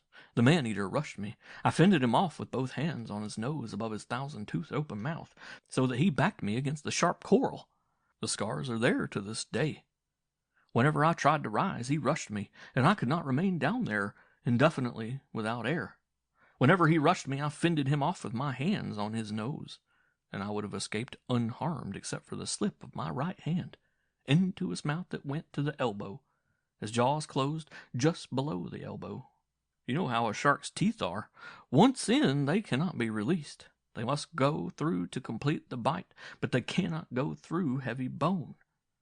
So from just below the elbow, he stripped the bone clean to the articulation of the wrist joint where his teeth met, and my good right hand became his for an appetizer.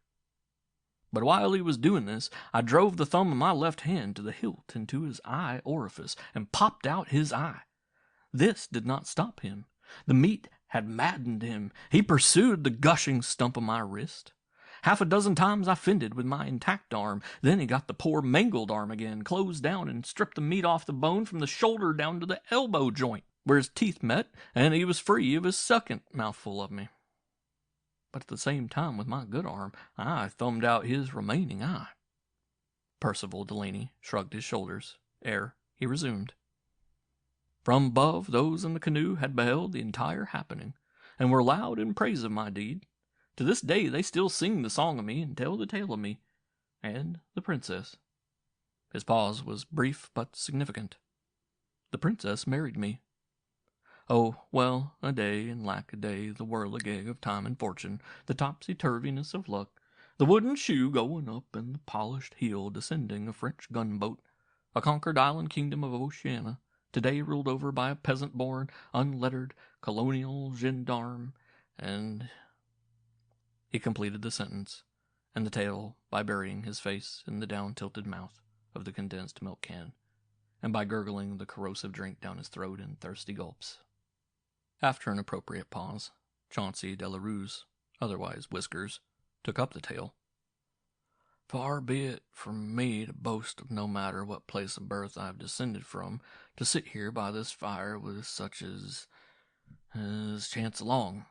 I may say, however, that I too was once a considerable figure of a man. I may add that it was horses, plus parents too indulgent, that exiled me out over the world. I may still wonder to query, are Dover's cliffs still white? Huh, Bruce Cadogan Cavendish sneered. Next you'll be asking, how fares the old Lord Warden? And I took every liberty, and vainly, with a constitution that was iron. Whiskers hurried on. Here I am with my 70 behind me, and back on that long road have I buried many a youngster that was as rare and devilish as I, but who could not stand the pace.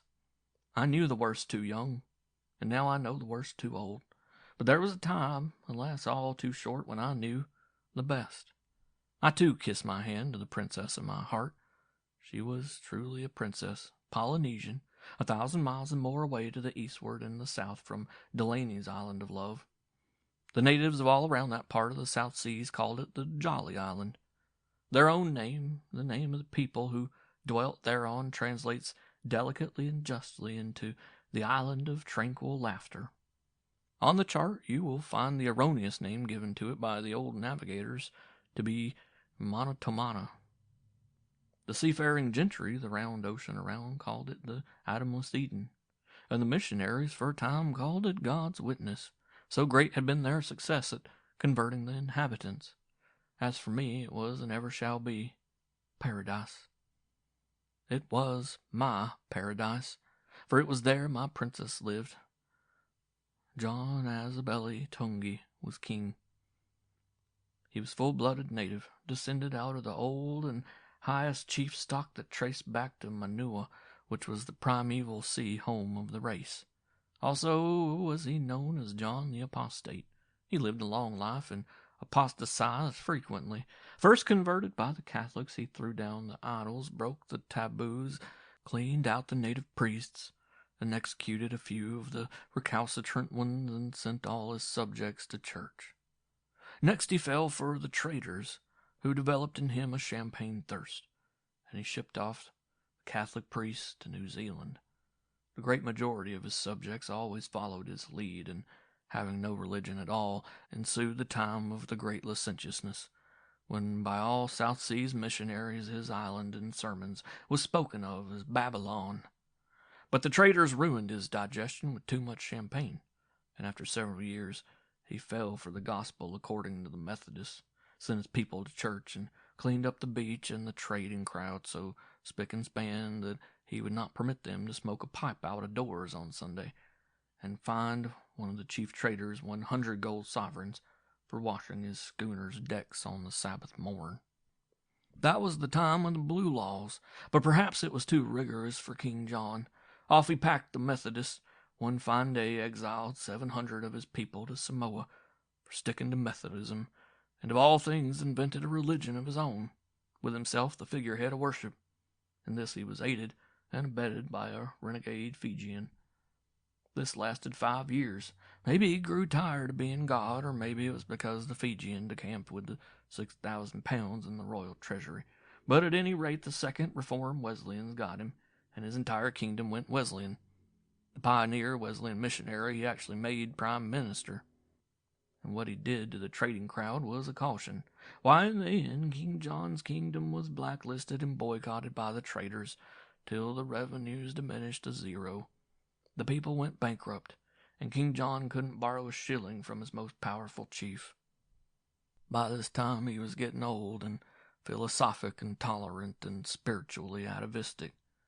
He fired out the second Reformed Wesleyans, called back the exiles from Samoa, invited in the traders, held a general love feast, took the lid off, proclaimed religious liberty and high tariff, and as for himself went back to the worship of his ancestors, dug up the idols, reinstated a few octogenarian priests, and observed the taboos, all of which was lovely for the traders, and prosperity reigned. Of course, most of his subjects followed him back into heathen worship. Yet quite a sprinkling of Catholics, Methodists, and Wesleyans remained true to their beliefs, and managed to maintain a few squalid one-horse churches. But King John didn't mind any more than he did the high times of the traders along the beach. Everything went so long as the taxes were paid, even when his wife, Queen Mamaire, elected to become a Baptist and invited in a little sweet-spirited, club-footed Baptist missionary. King John did not object. All he insisted on was that these wandering religions should be self-supporting and not feed a pennyworths out of the royal coffers. And now the threads of my recital draw together in the paragon of female exquisiteness, my princess. Whiskers paused, placed carefully on the ground his half-full condensed milk can, with which he had been absently toying, and kissed the fingers of his one hand audibly soft. She was the daughter of my mare. She was the woman wonderful. Unlike the Diana type of Polynesian, she was almost ethereal. She was ethereal, sublimated by purity, as shy and modest as a violet, as fragile, slender as a lily, and her eyes, luminous and shrinking tender, were as asphodels on the sward of heaven. She was all flower and fire and dew. Hers was the sweetness of the mountain rose, the gentleness of the dove. She was all of good as well as all of beauty, devout in her belief in her mother's worship, which was the worship induced by Ebenezer Naismith, the Baptist missionary. But make no mistake, she was no mere sweet spirit ripe for the bosom of Abraham. All of exquisite deliciousness of woman was she. She was woman, all woman, to the last sensitive, quivering atom of her. And I was a wastrel of the beach. The wildest was not so wild as I, the keenest not so keen, of all that wild, keen, trading crowd.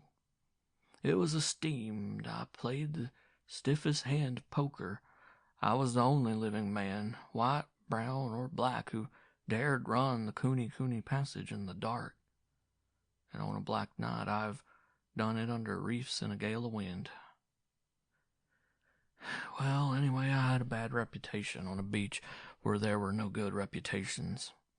I was reckless, dangerous, stopped at nothing in fight or frolic, and the trading captains used to bring boiler-sheeted prodigies from the vilest holes of the South Pacific to try and drink me under the table.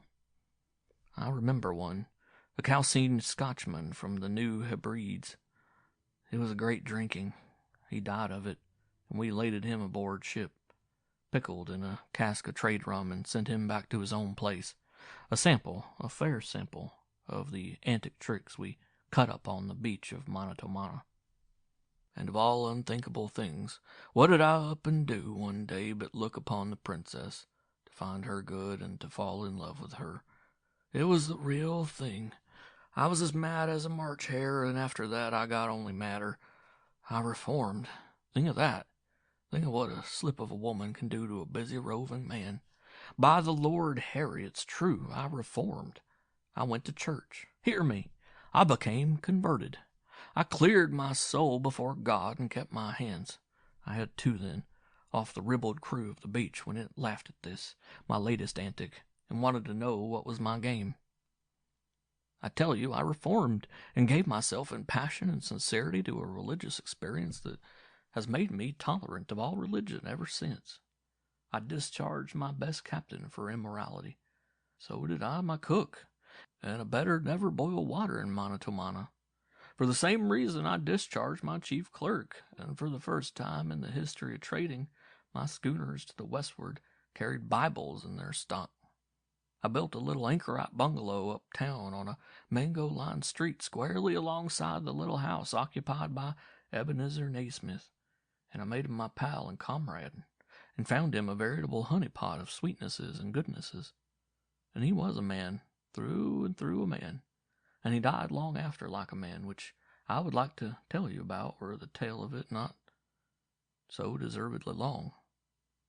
It was the princess, more than the missionary, who was responsible for my expressing my faith in works, and especially in that crowning work, the new church.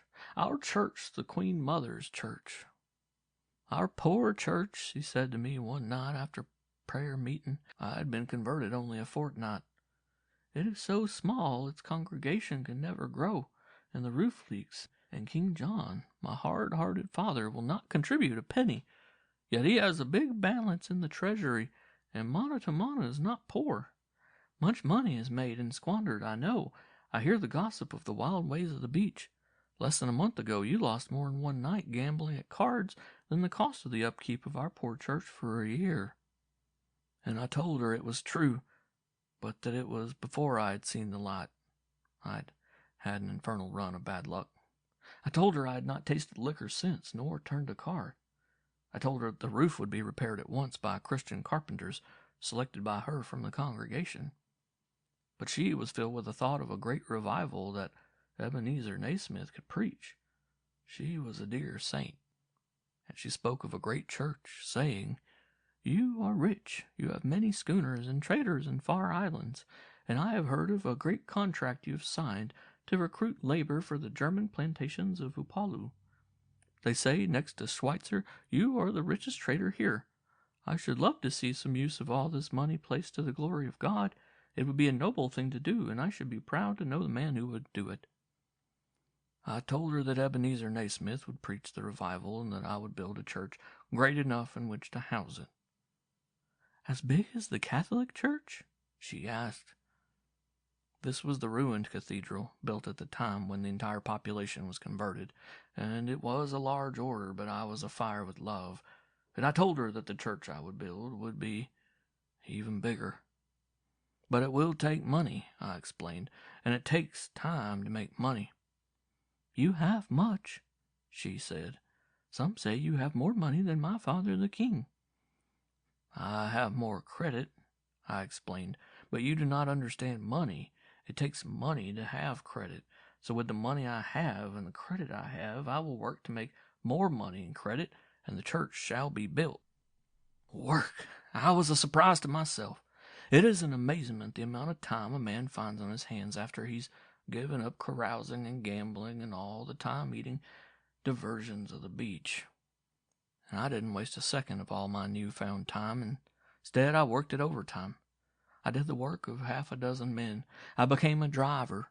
My captains made faster runs than ever and earned bigger bonuses, as did my supercargoes, who saw to it that my schooners did not loaf and dawdle along the way. And I saw to it that my supercargoes did see to it. And good. By the Lord Harry, I was so good it hurt. My conscience got so expansive and fine and strong it lamed me along the shoulders to carry it around with me. Why, I even went back over my accounts and paid Schweitzer 50 quid I jiggered him out of in a deal in Fiji 3 years before, and I compounded the interest as well. Work! I planted sugar cane, the first commercial planting on Mana to Mana. I ran in cargoes of kinky heads from Malaita, which is in the Solomons, till I had 1,200 of the blackbirds putting in cane. And I sent a schooner clear to Hawaii to bring back a dismantled sugar mill and a German who said he knew the field into cane. And he did, and he charged me $300 screw a month. And I took hold of the mill end. I installed the mill myself with the help of several mechanics I brought up from Queensland. Of course, there was a rival. His name was Motamo. He was the highest chief blood next to King John's. He was full native, a strapping, handsome man with a glowering wave showing his dislike. He certainly glowered at me when I began hanging around the place. He went back in my history and circulated the blackest tales about me. The worst of it was that most of them were true. He even made a voyage to Apia to find things out, as if he couldn't find a plenty right there on the beach in Mana to Mana. And he sneered at my failing for religion, and at my going to prayer meeting, and most of all at my sugar planting. He challenged me to fight, and I kept off of him. He threatened me, and I learned in the nick of time of his plan to have me knocked on the head. You see, he wanted the princess just as much as I did, and I wanted her more. She used to play the piano, so did I once, but I never let her know after I'd heard her play the first time, and she thought her playing was wonderful, the dear, fond girl. You know the sort, the mechanical 1, 2, 3, tum-tum-tum schoolgirl stuff. And now I'll tell you something funnier. Her playing was wonderful to me. The gates of heaven opened to me when she played. I can see myself now, worn out and dog-tired after the long day, lying on the mats of the palace veranda and gazing upon her at the piano, myself in a perfect idiocy of bliss. Why, this idea she had of her fine playing was the one flaw in her deliciousness of perfection, and I loved her for it. It kind of brought her within my human reach. Why, when she played her 1, 2, 3, tum-tum-tum, I was in the 7th heaven of bliss. My weariness fell from me. I loved her, and my love for her was as clean as flame. clean as my love for God. And do you know, into my fond lover's fancy continually intruded the thought that God in most ways must look like her. That's right, Bruce Cadogan Cavendish, sneer as you like. But I tell you, that's love that I've been describing. That's all. It's love. It's the realest, purest, finest thing that can happen to a man. And I know what I'm talking about. It happened to me. Whiskers, his beady squirrel's eye glittering from out his ruined eyebrow like a live coal in a jungle ambush, broke off long enough to down a sedative draught from his condensed milk can, and to mix another. The cane, he resumed, wiping his prodigious mat of face hair with the back of his hand. It matured in 16 months in that climate, and I was ready, just ready, and no more, with the mill for the grinding. Naturally, it did not all mature at once, but I had planted in such succession that I could grind for 9 months steadily, while more was being planted, and the ratoons were springing up. I had my troubles the first several days. If it wasn't one thing the matter with the mill, it was another. On the 4th day, Ferguson, my engineer, had to shut down several hours in order to remedy his own troubles. I was bothered by the feeder. After having the niggers, who had been feeding the cane, pour cream of lime on the rollers to keep everything sweet, I sent them out to join the cane-cutting squads. So I was all alone at that end, just as Ferguson started up the mill, just as I discovered what was the matter with the feed rollers, and just as Motamo strolled up. He stood there in Norfolk jacket, pigskin puttees, and all the rest of the fashionable get-up out of a bandbox, sneering at me, covered with filth and grease to the eyebrows, and looking like a navy. Also, the rollers, now white from the lime, I'd just seen what was wrong. The rollers were not in plumb. One side crushed the cane well, but the other side was too open. I shoved my fingers in on that side.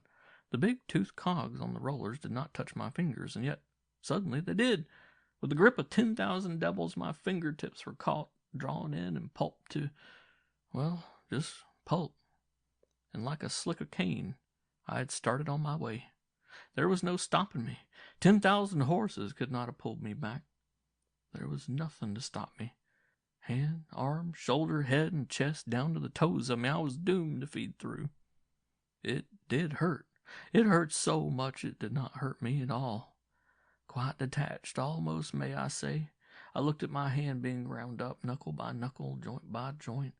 The back of the hand, the wrist, the forearm, all in order, slowly and inevitably feeding in. O engineer, hoist by thine own petard. O sugar maker, crushed by thine own cane crusher. Matomo sprang forward involuntarily, and the sneer was chased from his face by an expression of solicitude. Then the beauty of the situation dawned on him, and he chuckled and grinned. No, I didn't expect anything of him. Hadn't he tried to knock me on the head? What could he do, anyway? He didn't know anything about engines. I yelled at the top of my lungs to Ferguson to shut off the engine, but the roar of the machinery drowned out my voice. And there I stood up to the elbow and feeding right on in. Yes, it did hurt. There were some astonishing twinges when special nerves were shredded and dragged out by the roots. But I remember that I was surprised at the time that it did not hurt worse. Matomo made a movement that attracted my attention. At the same time, he growled out loud as if he hated himself. I'm a fool. What he had done was to pick up a cane knife, you know, the kind as big as a machete and as heavy, and I was grateful to him in advance for putting me out of my misery. There wasn't any sense in slow feeding in till my head was crushed, and already my arm was pulped halfway from elbow to shoulder, and the pulping was going right on. So I was grateful as I bent my head to the blow. Get your head out of the way, you idiot, he barked at me, and then I understood and obeyed. I was a big man, and he took 2 hacks to do it, but he hacked my arm off just outside the shoulder and dragged me back and laid me down on the cane. Yes, the sugar paid enormously, and I built for the princess the church of her saintly dream, and she married me. He partly assuaged his thirst and uttered his final word. Alack a day, shuttlecock and battledore, and this at the end of it all, lined with boilerplate that even alcohol will not corrode and that only alcohol will trickle. Yet have I lived, and I kiss my hand to the dear dust of my princess. long asleep in the great mausoleum of King John that looks across the Vale of Monona to the alien flag that floats over the bungalow of the British Government House. Fatty pledged him sympathetically, and sympathetically drank out of his own small can. Bruce Cadogan Cavendish glared into the fire with implacable bitterness. He was a man who preferred to drink by himself. Across the thin lips that composed the cruel slash of his mouth played twitches of mockery that caught Fatty's eye. And Fatty, making sure first that his rock chunk was within reach, challenged. "Well, how about yourself, Bruce Cadogan Cavendish? It's your turn." The other lifted bleak eyes that bore into Fatty's until he physically betrayed uncomfortableness. "I've lived a hard life," Slim grated harshly. "What do I know about love passages?" "No man of your build and makeup could have escaped them," Fatty wheedled. "And what of it?" Slim snarled. "It's no reason for a gentleman to boast of amorous triumphs." "Oh, go on, be a good fellow," Fatty urged. "The night's still young. We've still got some drink left. Delarose and I have contributed our share. It isn't often that three real ones like us get together for a telling. Surely you've got at least one adventure in love you aren't ashamed to tell about." Bruce Cadogan Cavendish pulled forth his iron quoit and seemed to debate whether or not he should brain the other. He sighed and put back the quoit. "Very well, if you will have it," he surrendered with manifest reluctance. "Like you two, I have had a remarkable constitution. And right now, speaking of armor plate lining, I could drink the both of you down when you were at your prime. Like you two, my beginnings were far distant and different. That I am marked with the hallmark of gentlehood. There's no discussion, unless either of you care to discuss the matter now." His one hand slipped into his pocket and clutched the quoit. Neither of his auditors spoke nor betrayed any awareness of his menace. "It occurred 1,000 miles to the westward of Monotomana, on the island of Tagalag," he continued abruptly, with an air of saturnine disappointment in that there had been no discussion. "But first I must tell you how I got to Tagalag. For reasons I shall not mention, by paths of descent I shall not describe, in the crown of my mountainhood, in the prime of my devilishness, in which Oxford renegades and racing younger sons had nothing on me, I found myself master and owner of a schooner, so well known that she shall remain historically nameless. I was running blackbird labor from the West South Pacific and the Coral Sea to the plantations of Hawaii and the nitrate mines of Chile. "It was you who cleaned out the entire population of—" Fatty exploded ere he could check his speech. The one hand of Bruce Cadogan Cavendish flashed pocketward and flashed back with the quoit balance right for business. "Proceed," Fatty sighed. I've quite forgotten what I was going to say." "Beastly funny country over that way," the narrator drawled with perfect casualness. "You've read this sea-wolf stuff?" "You weren't the sea-wolf," Whiskers broke in with involuntary positiveness. "No, sir," was the snarling answer. "The sea-wolf's dead, isn't he? And I'm still alive, aren't I?" Of course, Whiskers conceded. "He suffocated head first in the mud off a wharf in Victoria a couple of years back." "As I was saying, and I don't like interruptions," Bruce Cadogan Cavendish proceeded, "it's a beastly funny country over that way. I was at Taki Tiki, a low island that politically belongs to the Solomons, but that geology doesn't at all, for the Solomons are high islands. Ethnographically, it belongs to Polynesia, Melanesia, and Micronesia, because all the breeds of the South Pacific have gravitated to it by canoe drift and intricately, degeneratively, and amazingly interbred. The scum of the scrapings of the bottom of the human pit, biologically speaking, resides in Taka Tiki. And I know the bottom and whereof I speak. It was a beastly funny time of it I had, diving outshell, fishing bêche de mer, trading hoop iron and hatchets for copra and ivory nuts, running niggers and all the rest of it. Why, even in Fiji, the Lotu were having a hard time of it, and the chief's still eating long pig. To the westward it was fierce. Funny little black kinky heads, man-eaters, the last jack of 'em, and the jackpot fat and spilling over with wealth." "Jackpots?" Fatty queried. At sight of an irritable movement, he added, "You see, I never got over to the west like Delarose and you." "They're all head hunters. Heads are valuable, especially white man's head. and they decorate the canoe houses and devil houses with them. Each village runs a jackpot, and everybody antes. Whoever brings in a white man's head takes the pot. If there aren't openers for a long time, the pot grows to tremendous proportions. Beastly funny, isn't it? I know. Didn't a Holland mate die on me of Blackwater? And didn't I win a pot myself? It was this way.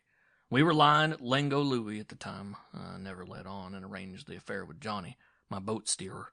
He was a kinky head himself from Port Moresby. He cut the dead mate's head off and sneaked ashore in the night, while I whanged away with my rifle as if I were trying to get him. He opened the pot with the mate's head and got it too. Of course, next day I sent in a landing boat with 2 covering boats and fetched him off with the loot. How big was the pot? Whiskers asked. I heard of a pot at Orla worth 80 quid. To commence with, Slim answered. There were 40 fat pigs, each worth a fathom of prime shell money. And shell money worth a quid a fathom. That was $200 right there. There were 98 fathoms of shell money, which is pretty close to 500 in itself. There were 22 gold sovereigns. I split it 4 ways, 1/4 to Johnny, 1/4 to the ship, 1/4 to me as owner, and 1/4 to me as skipper. Johnny never complained. He'd never had so much wealth all at one time in his life. Besides, I gave him a couple of the mate's old shirts, and I fancy the mate's head is still there decorating the canoe house.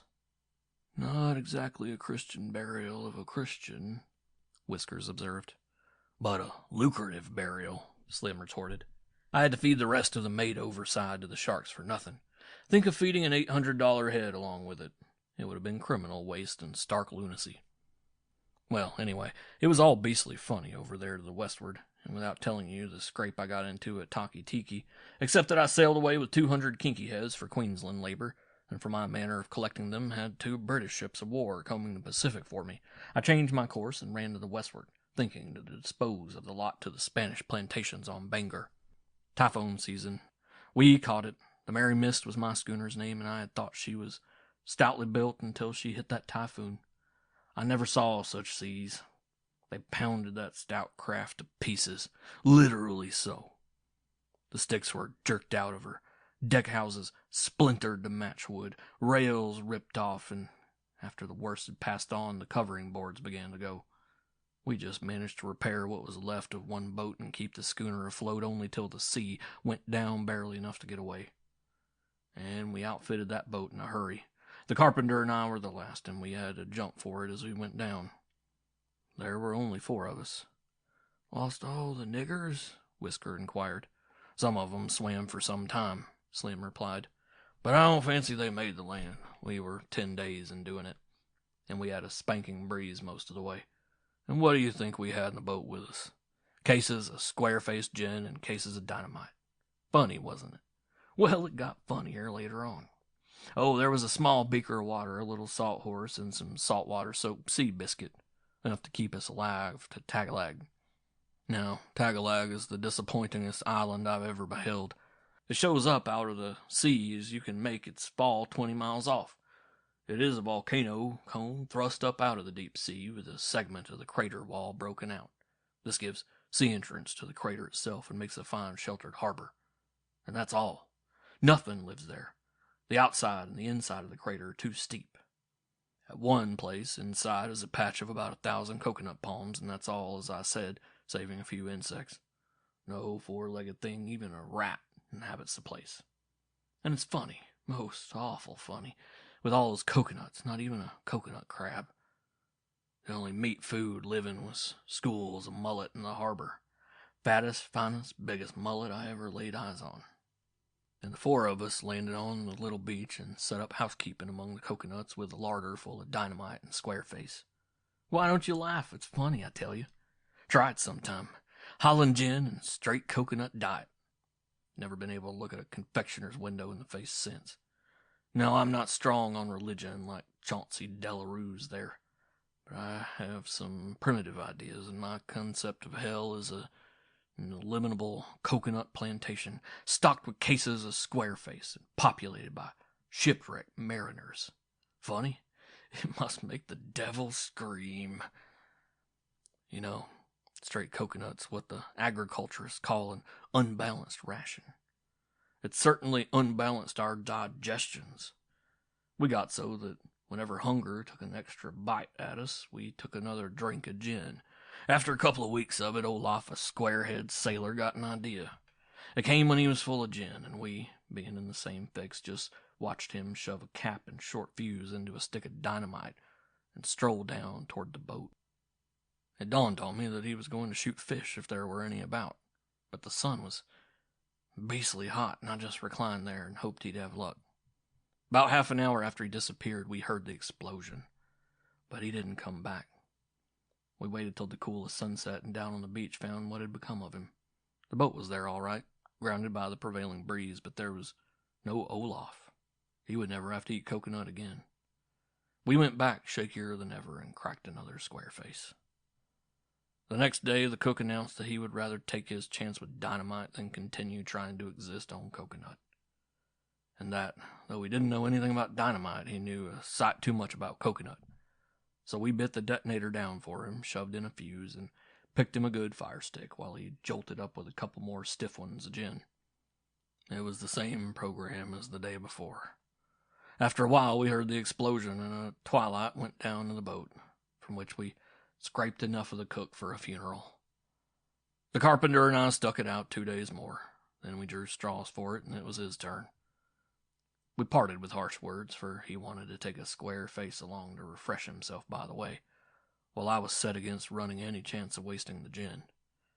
Besides, he had more than he could carry then, and he wobbled and staggered as he walked. Same thing, only there was a whole lot of him left for me to bury because he'd prepared only half a stick. I managed to last it out till next day when, after duly fortifying myself, I got sufficient courage to tackle the dynamite. I used only a third of a stick. Short fuse with the end split so as to hold the head of a safety match. That's where I mended my predecessor's method. Not using the match head, they'd too long fuses. Therefore, when they spotted a school of mullet and lighted the fuse, they had to hold the dynamite till the fuse burned short before they threw it. If they threw it too soon, it wouldn't go off the instant it hit the water, while the splash of it would frighten the mullet away. Funny stuff, dynamite. At any rate, I still maintained mine was the safer method. I picked up a school of mullet before I'd been rowing 5 minutes. Fine, big, fat ones they were, and I could smell them over the fire. When I stood up, fire stick in one hand, dynamite stick in the other, my knees were knocking together. Maybe it was the gin, or the anxiousness, or the weakness, and the hunger, and maybe it was the result of all of them, but at any rate, I was all of a shake. Twice I failed to touch the fire stick to the dynamite. Then I did, heard the match head splutter, and let her go. Now, I don't know what happened to the others, but I know what I did. I got turned about. Did you ever stem a strawberry and throw the strawberry away and pop the stem in your mouth? That's what I did. I threw the fire stick into the water after the mullet and held on to the dynamite. And my arm went off with the stick when it went off. Slim investigated the tomato can for water to mix himself a drink, but found it empty. He stood up. Hey-ho, he yawned and started down the path to the river. In several minutes he was back.